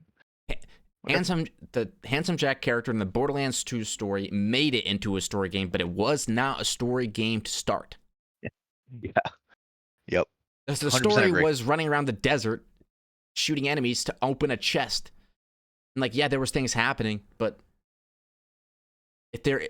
I played hundreds of hours of Borderlands 2 Roguelands. And Borderlands 2 Roguelands is a mod that has its own story where you're working for Tannis to get these crystals that will help her with her scientific studies. There's text that I can read to follow along the story. I have never done it. After hundreds and hundreds and hundreds of hours. Why? Because I have to stop and read it. Now, I read a lot. I'm a history major with an education minor. I read a lot. I'm not going to stop. I'm not gaming to read. So that's about it for me when it comes to a story. If there was no story and like Fallout 76 in it, so be it. I know I'm saying that now and I'll hate it when it comes out. But just get the story out of the way. Yep. It was. What features do you think Borderlands 4 needs? A great story? I don't agree with it. Moving on. All right, so number 3, increased movement mechanics. And I wanted to briefly touch on this because this came out 4 days ago, and the trailer came out 9 days ago. So this Reddit post came out 5 days after the trailer. I don't know what the you/Seraph Terran, the person who made this post, was thinking with this. But number 3, increased movement mechanics. Have you looked? Brother, we have swimming. We have grappling into double dashing. I'm looking to get a different controller setup just to play this game's movement mechanics are for the improvements. He's saying that Borderlands 4 needs movement increased, not better or different, but increased movement mechanics, which is like probably the main thing that the trailer was trying to show us. Well, I didn't know Borderlands. I don't think Borderlands 4 needs this stuff. We're just getting this stuff. It seems like the person watched the trailer and like put it in the list because they saw it. Like okay. I don't know. Yeah. To me, the reason I say I wanted to bring this post up in particular is because these are the 3 things that I hear talked about a lot. And some things are made into the game, some stuff might not make into the game or whatnot. But this kind of represents the community. These 3 ideas. Yeah. Kind of in a nutshell. and you and I both pushed back against at least number 2 pretty heavily. And for number 3, we said, yeah, it's already happening. Like, hmm I think number three is happening. I think number three is happening right now. Well, not because the question is being brought up, but because we're getting it. yeah, Is we already saw it. I think we're getting low gravity because we're gonna be on Elpis a little bit. There was a little bit Elpis scene. We're gonna need us floating around. Doesn't really feel good. I think they're gonna try to make it a point where maybe Ozkits makes a return because we're all gonna be in Elpis. So it has a special effect while you're out of oxygen, or when you have a special effect when you're in oxygen. And then they need to have it a way to make sure when you're floating around doing stuff, we have a little more control as a player. The pre-sequel is kind of like a test run to how that would work. We're just kind of floating. I think the movement mechanics are because low gravity will be presented again in this game, and they're just going to carry it on through even in oxygen too. We have jetpacks, what have yous. I I gotta get me ready. It's gonna be. I got warmed up with Zane because Zane was fast. Very fast. The Now I just fastest got Vault Hunter we've I ever got seen. I got to carry this. I got to carry that mentality over even to the slowest character, Vault Hunter, in this game. Okay, so that was the 3 things that I thought really represented the community at large, what people have been saying they need. Here is another post from Reddit, and then we'll skip our next section and go Yeah. to the end after this. Mhm. A few things I would like to see, even though I doubt we will. And this list is more for things that this person wants but doesn't necessarily need. In episode Yeah. 3, we talked about a ton of these things, so I'll quickly go over it. Multiple loadouts. Have them unlocked at the end of the playthrough. So multiple loadouts just is the same thing that people are talking about, where Mhm. you can hot swap on the fly, your cryo Zane, and then switch over to your amp shield Zane, and then you can switch over to your speed Zane. Like just by tapping 3 or 4 buttons, rather than having Yep. to unspec and then respec. Okay. I think you mentioned being in favor of that change. Yeah, not for the initial playthrough, but I wouldn't mind having it at the very end if I'm constantly now changing builds, just to keep the longevity of playing the game after its long life cycle. I think it'd be kind of fun. I I agree. wouldn't be opposed to it. I don't think it needs it, but it's more of a want, 100%. World of Warcraft has a system like that where you have multiple different specs and they all have tabs in like your little spec menu. But you have to go to the place to do it, I think. And then you can pay a little bit of gold and just swap over to your ice mage instead of your fire mage. And you'll have picked a whole bunch of skills already. Just all of your choices are preset. As you've set them. Yes. So a legendary / unique only loot stash. I'm all for a bank overhaul. If this is part of it, I'm for it. What do you think? Yeah, like I said before on previous episodes, I like a complete bank U-Haul. I don't know what they would do. Just don't make it what like it was before. Just give me something different. It was a little hard to navigate, especially with the controller. Agreed. Hardcore mode. What are you for adding like a little tick before you start your playthrough for hardcore? Um, yeah, I think it'd be pretty cool.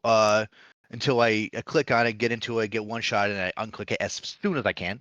But I think it's a fun want. Just keep ramping the game up as hard as you can until you realize you just cannot push anymore. You've kind of reached your limits. I think it's kind of cool. I think it's definitely cool for like a second and third playthrough. Like Mhm. people have been asking for filters to turn on and off before the run starts, like allegiance playthroughs. Like, and just only give me Hyperion guns, or Yeah. Yep. so I think a hardcore mode definitely could be very, very cool, especially for me who's planning on making content around the game. Hardcore just adds a whole bunch of things, and having it in the game rather than it being a mod added to the game, I think makes a big difference. We saw this with World of Warcraft. World of Warcraft Classic, people have been going back, but the biggest wave of people going back has been for the hardcore mode. It was so popular with people, like when they died in the game, they would delete their characters. It was a self-applied hardcore mode where it would only be up to you to delete your character. Oh, okay. It was so popular that Blizzard added servers that were specifically hardcore servers that would kill your character when it died. They added it into the game, and people love it. It's like, wow, now I don't have to do it to myself. I don't have that feeling in the back of my head where, well, if I die, am I really going to die? Or am I just going to choose to keep going because I want to? Instead, I it think was, if you die, you die. I think this want caters to I think about 1% of the players for Yeah. end game. I know a lot of people kind of don't finish the game because it's just too hard. They don't understand it, but I think this change for the 1% would carry weight for a long time. Yes. Lots. I think it would add so much longevity to the game if it's already in the game. Downloading a mod, console players don't have mods. Now, Steam Deck players can get mods, but you need a lot of technical know-how. Okay. So bonfires that let you and your party stop to reset mobs/bosses. If you've ever played Dark Souls, you know the system. There's checkpoints. You rest at the bonfire, and when you get up from when you rest at the bonfire, you get full health, full mana, whatever. And everyone responds. You reset all your consumables, so you get all your health potions back. But when you look down the hill, all the enemies that you just cleared before, is back. It's a better way to save quit, in my opinion. What do you think? If you can do that with the party, everyone keeps everyone in the party. I'm 100% for being a console player. Save quitting with the party is excruciating. I really hope Shift makes some major improvements in this title. I think if anything, I think that's a need, not more of a want. I need that as a console player. No more save quitting. Remove save quitting in order to farm stuff, right? Can we all get behind that? You've done it for so 100%. Long. It doesn't go well with the party.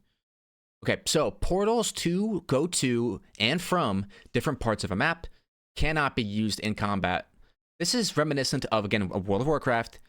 The mage, at least back in Classic, the mage class was the only class in the game that could make you portals to different cities. So after you finish like a dungeon or a raid and everyone's like at the exit of the raid and kind of standing there in the middle of this barren wasteland, the mage would say, selling portals for 5 gold, and you would give the mage 5 gold, and he would make a playable character, would make you a portal to whatever city you wanted to go to.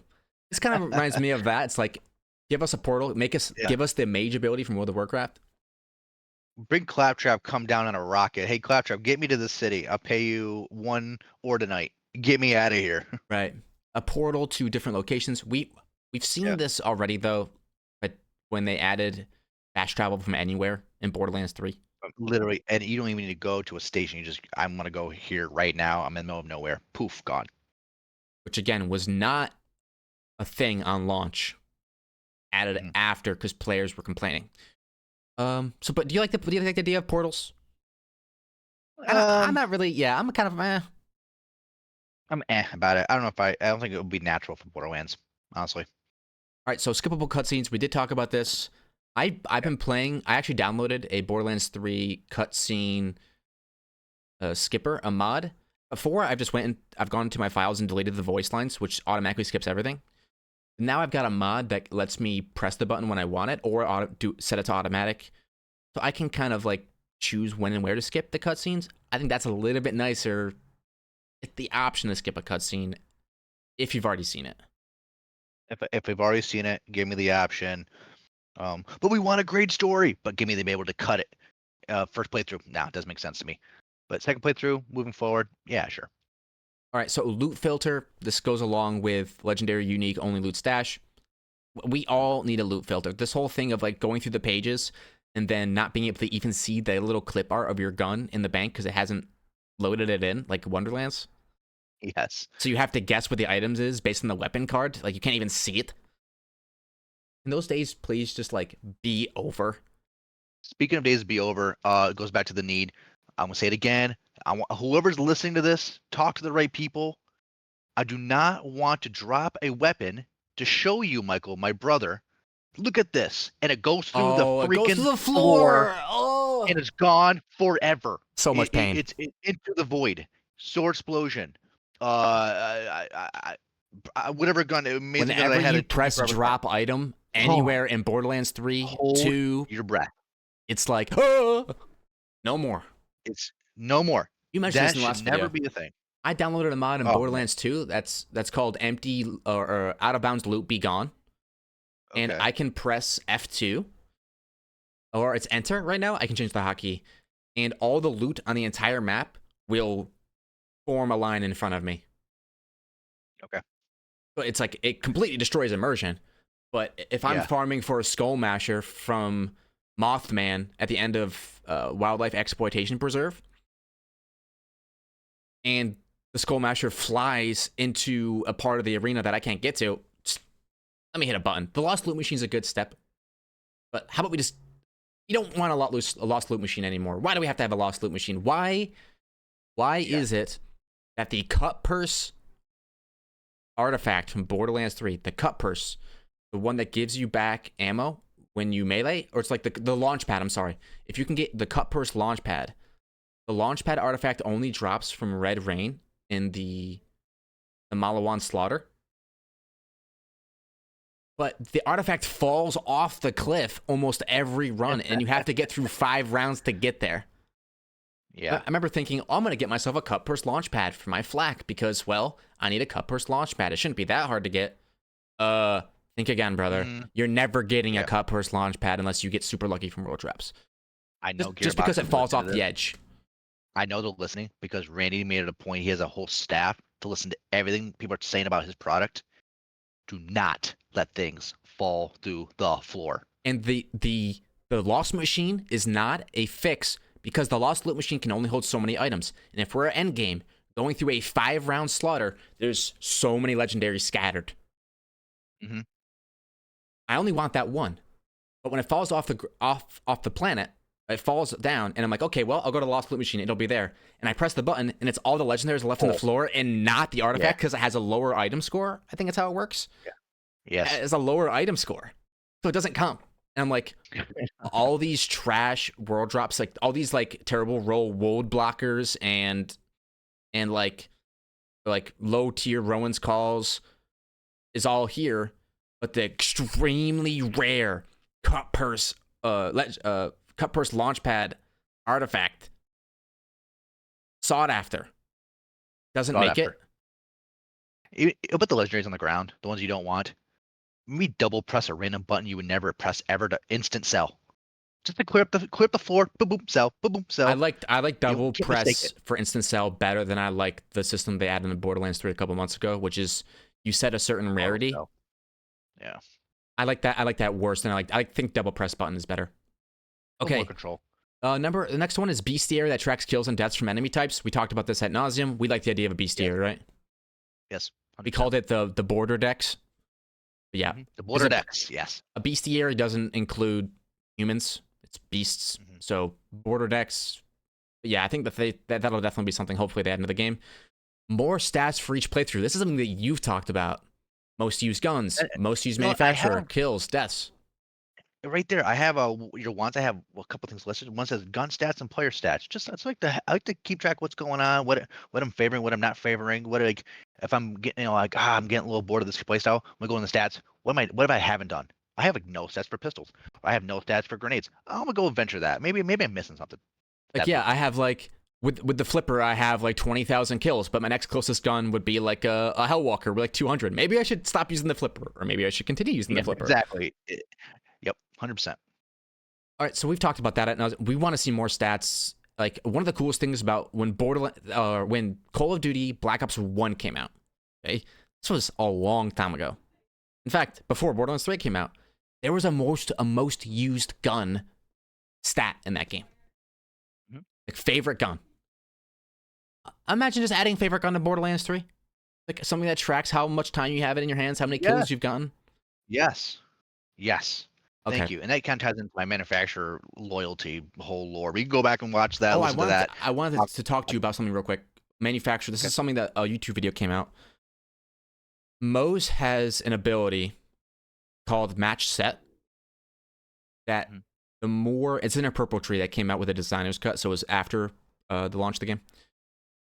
The more items that you have that match your manufacturer, the higher fire rate you get. I think it's fire rate. It might be bonus fire damage. It's like an allegiance. So you could do, I think, up to 6. Your 4 weapon slots, a grenade, and a shield. I don't think that like you could get more than 6 because some people don't make class mods, some people do, or like some people don't make certain things. So like you could probably get 6 for Hyperion or something like that. Yeah. People want that, but for every character, and just call it set bonuses. A lot of games have a mechanic called a set bonus where if you have let's just say an iron chest plate, iron legs, iron boots, iron gloves. If you have heavy, light, medium. You have a set bonus, it gives you stuff. And Borderlands with these manufacturers is a perfect match for that. What do you think? I think it's a perfect match for that. They have the infrastructure ready. They have a bunch of dialogue people that can make some fun lore out of it. I think it's right there. They could totally do it. Um, I, I would like to have I like to feel a little more immersed because the manufacturer is such an important part of this game because there's so many guns. I kind of want to dive into that a little bit and show because they send you mail. I think that Did you was mail? that's like the stepping stone. They send you mail if you used a certain gun a lot. That Love manufacturer will send that. you mail and we'll send you gun. Like, oh, thank you. I think that's just like that. That's the start of something that could be so really that could be really really cool to show loyalty to a certain manufacturer. Yeah, I couldn't agree more. And what you could do with these set bonuses, and instead of making it like bonus fire rate, well, we already have manufacturer gimmicks. And Borderlands 2 to Borderlands 3, we saw a lot of the manufacturers get updated gimmicks. Like Jacobs went from just having increased critical hit damage to increased critical hit damage and critical hits ricochet. Yeah. Vladov went from being their gimmick was fast fire rate. And from 2 to 3, they went from fast fire rate and all Vladovs can swap elements. Lalawan went from Oh, Mikey, or swap Mikey. can swap fire types. What's up? Okay. Um, Company man artifacts. Instead of a drop, what if it's obtained through performance and loyalty using the product? Right. Like, you know, Like the end of a major side quest line for a particular manufacturer could be in a company man. company man. Now I actually have. You've actually covered a lot of them. I have a want. What But about some gun lore? A gun lore. And now, what I mean by like this is, the Bane. yeah, exactly. You have a few famous collectible firearms, could be pearlescents, could be whatever, but they're obtainable via clues by slain bosses or hidden chests that they lead you to the next clue. But each time you pick something up, an echolog pops up of a famous story of someone using this weapon, what it did to the enemy, or what have you. And at the very end, you can acquire said weapon. It's kind of like a fun little gun lore. It's like I think it'd be kind of Dude, fun, a little story if you learn game how to within the just do game. a little bit of coding, Gearbox should just hire you to implement these ideas. This is such a good idea. Such a good idea. I love that. A want for me, custom vehicle garage, maybe some home improvements. Like if I see a pet out in the world, like hey, you want to come home with me? Every time I go to my little sanctuary home, that pet's there. Ooh, okay. Trophies from bosses slain are on the walls, kind of like The Witcher or something. Or Yes, that's cool. you can see, yeah. I was I want to see hold the on, gun lore for hold on sure. 1 second. So, like, you're talking about bringing pets back to your like kind of like your garage, your headquarters, and Yeah, also yeah, that's the same place where the trophies would assumably go. yes, yep. A lot of games Yeah, have gone for this thing that people want to have in an immersive open world game. People want to have that personal headquarters. I mean, this started at Club Penguin, where you could pay to be a member and get your own igloo. And the only way to invite people over was to be a member. I like the idea of having your own home base. There's a couple of problems I have. Number one is it isolates you from the world that you're in. mm-hmm. Whereas Sanctuary, yes, it's isolated, but it's filled with characters. Hero characters. The second thing, I wouldn't mind and putting it in the city of the sanctuary. I agree. The second thing, and you didn't mention this, but this is kind of a slippery slope idea that can happen, and it's happened in other games, where once you add a home base, developers seem to like adding more features to the home base for convenience. Like they add Mhm. a way to mine a certain item from your home base, a way uh to like say for instance get Ordinite.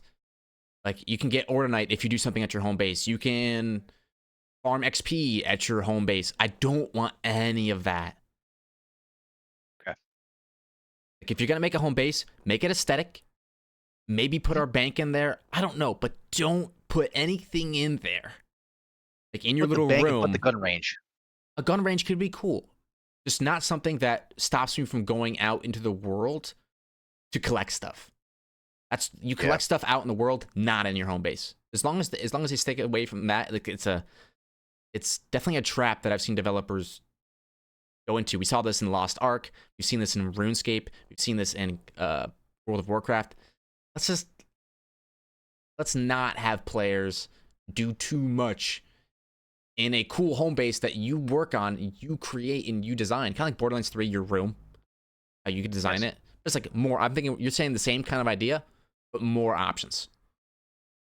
More options, or I like the decoration on the wall. Cool, same thing, but and maybe instead of collectibles, put up slain boss member trophies from that fight to kind of showcase what I've done, how I've gotten to this point. Right. I think I'm kind of cool, subtle but nice. But that's what I got for once. I have a stupid one, but I don't really like it the more I read it. It's like the butterfly effect, where like depending on what decision I make, the path to the end of the game is a little different. Where I might interact with a boss before you will, so my dedicated drop will happen sooner than that one. But it's a give and take. So you'll get a gun sooner Right. than I would ever get a gun. And once we learn the game, we understand who drops what. Then our character choice and our path to the gear will be a little bit more efficient because we kind of know where to go first. We Kind know of what bosses to hit up first. yeah. But I don't know. That's a great idea. That's, This is what I something that got for RPGs once. do for a long time. It's what you're describing is the idea of a non-linear story. A really great example of this is Pokemon games. Pokemon games have a linear story. You go and you fight the next gym. Except in Generation 5, they added a mechanic where you could fight the gyms out of order. Yes. And we see the same thing even as far back as Generation 2.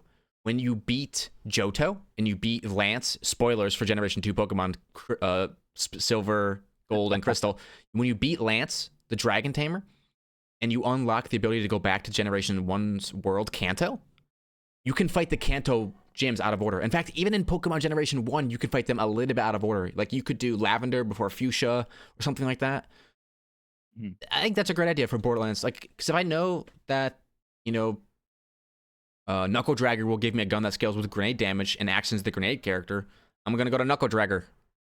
I really like the idea of changing your playthrough. Linear path to the final. Yeah, changing your playthrough. And people do this already for side missions all the time. It's already a thing for side missions. But have it be a thing for main missions could be really cool. Okay, that's what I got for once. I think we covered once pretty good. We did have a segment that was going to be the awards for the best gameplay YouTube breakdown, because this podcast, we do recognize the fact that we absorb the YouTube content and we like acknowledge its presence, and we talk about Jolt's breakdown and all these other things. We're not going to be going into it for the interest of time. You did mention 2 YouTubers. Do you want to do a quick shout out to the 2 people that you thought did deserve this award? Yeah. After watching, obviously a lot of content because it's been out for a little bit, I thought a funny breakdown of because everyone breaks down the same kind of stuff. VERM. I thought he was really funny breaking down this video. The video was called Borderlands 4 Might Be Peak. I thought he was hilarious. Just his take. He was really lighthearted, funny, and kind of resonated with most of the players, what they feel and think about the game. And I thought for more of an organized, methodical breakdown, which really kind of slowed things down, because I liked him because he also let it marinate. He dropped a video later. It was called Monarchy TTV for his breakdown. Borderlands 4 trailer, mind-blowing new features. That's Monarchy TTV. He did a great job breaking down, and he noticed a couple things, and I didn't really notice it at first. So appreciate him for taking the time to create a video for us to consume. I really appreciate you bringing out the smaller YouTube content creators, because I think I might have seen those thumbnails, but because they didn't say Jolts Dude and because it didn't say whoever, I didn't click on those because I figured the most knowledgeable person could give me the breakdown that I need. For me personally, I like the Jolts Dude's second, like we've mentioned before, his second video that goes over the double projectiles, and Hellfire, who does a lot of very high edited, like his stuff is always musically charged. His transitions are always professional. Hellfire, even though he does have controversial opinions, like he's definitely someone who's willing to go out of his way to at Gearbox on Twitter. He's kind of like this, almost a spiritual successor of Morning After Kill. Yes. It doesn't mean his content is in any way bad. In fact, I think his content is very, very good. A lot of times, it's very, very well done, professional. So I think Hellfire and Jolts Dude for kind of like the 2 biggest, at least as far as breakdowns. But yeah, I think those other videos were super, super good.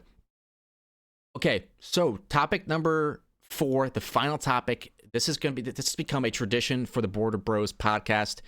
We are adding guns to the Border Guns Hall of Fame. Eventually, I will get a graphic on screen that will break down the ones that we have. But just to be clear, just to make sure we aren't missing anything so far, we have the double penetrating unkept herald. We have the Sandhawk. We have the quad. We have Fine, what was yours? which ones did you did the Sandhawk, and what else did you do? I did the Sandhawk, and I did the Hellwalker. You did the Hellwalker Sandhawk. I did the quad and the Grog nozzle, and we had the double penetrating unkept herald from our special guest Tall. Do you have a gun for the Border Guns Hall of Fame? I do have a gun from the for the Borderlands Hall of Fame. It's going to be a Tediore, actually, from Borderlands 3. I've chosen the Needle Gun XXL. Mm, As a Zane player who can increase the fire rate of all weapons to the elite level, I think it brings the most out of this gun. I think just getting to this point to get to this gun is a grind, because you have to obviously you need the revenge of the cartels, and then you need to basically acquire a certain amount of stuff to get access to this point. It's almost like it's like you're climbing a mountain just to get to the opportunity to get to this gun. But not only are you grinding to get here, you also have to farm it a certain way where you need to have certain bosses spawn, because not only you spawn it from Joey Ultraviolet, to increase the odds he has like underbosses, and they're called Josie and Franco.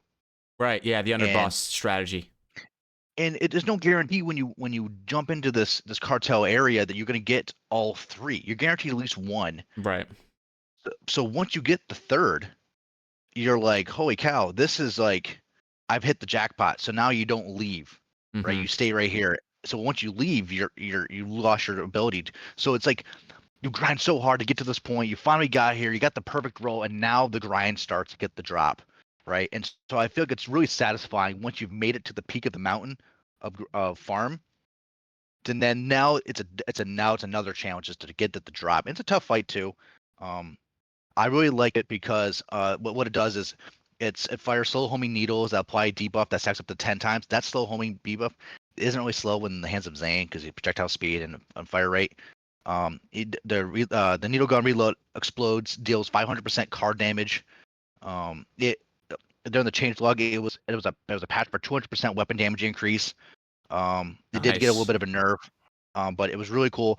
I love the needle gun XXL, the farm, but as a kind of like a precursor side note, that farm also has a fun little buddy, just a passive farm on the side, and it's one of the only OPQ system drops in the same area. Right. So it's like a little 2 for 1. But the needle gun for me, fun gun, comes in all the elements, shoots fast, hits hard. I love the needle gun, and there's a underappreciated aspect of it that it's like the baby maker from Borderlands 2. It's the strongest TDR chucking weapon in the game. Well, Mm-hmm. so like not only is it great for just shooting, applying a debuff, but if you decide for whatever reason that you don't want to start chucking stuff, it's great for that as well. You can just walk up to an enemy and find it. You have to do all these things to get to that point to get it done, to get to it. Right. I think I like it.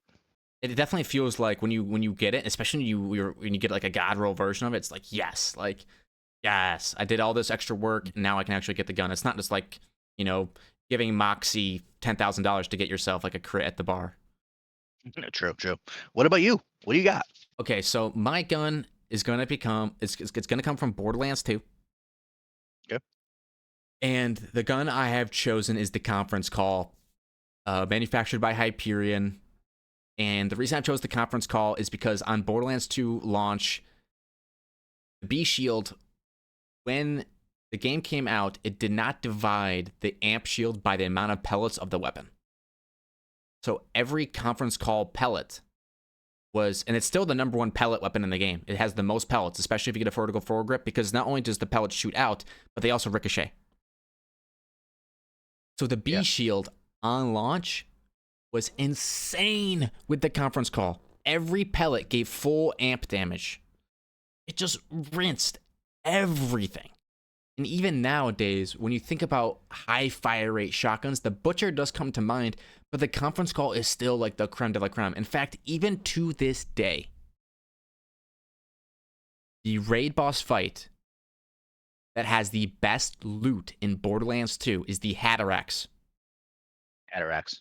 It's the final DLC, final raid boss, and the best strategy to kill him is to bring a fire conference call in a B shield and rinse it. And it's really just a gear check. Like, if you bring a conference call, you're chilling. If you don't, you could struggle. So, like, the conference call is just like, it is shredtation incarnate. You know, there's lots of guns that are shredtation, and I completely get that.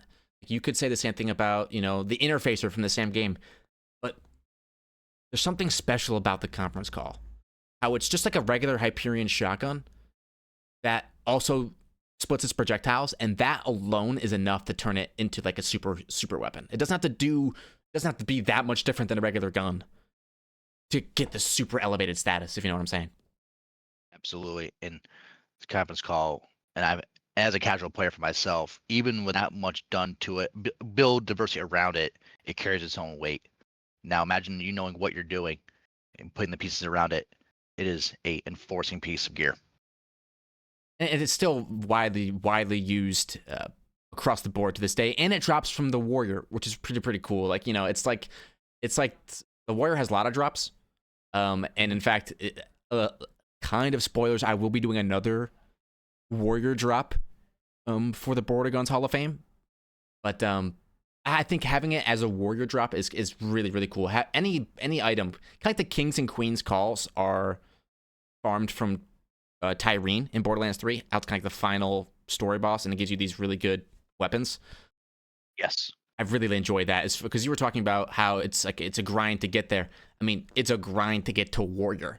Not only that, Warrior has so many dedicated drops that the odds of getting a conference call are pretty low, even when you get there. So it's hard to obtain. Yep. It's very powerful. It can come in all the elements, and it's just like iconic. So I'm gonna have to add. And it might make an appearance in Borderlands 4. It's been in all the titles, if I'm mistaken. Okay, yeah. We'll see if it shows up in Borderlands 4. I'm super excited. It's definitely gonna be a gun. If you're interested, it's super good for slagging. It's super good for applying elements. It's super good for everything. So, yeah, I'm going to say the conference call definitely deserves a spot. If the quad makes it in, the conference call has definitely got to make it in. It makes it in. Great pick. Great choice. Okay, that is going to be it for this video. Thank you all for watching, for listening. We hopefully broke down this trailer in a way that you guys have not heard. In fact, I know for certain that you haven't heard, because we are the only long-form Borderlands podcast on the internet. If you guys like what you hear, drop a like. If you guys want to see more of this and not miss a beat, hit the subscribe button. It helps us out greatly. Steve, you got anything you want to say? Listen, keep waking up and feeling like a punk. Let's go. Borderlands 4, here we come. Super excited. Thank you all very much for watching. See you next time. Bye.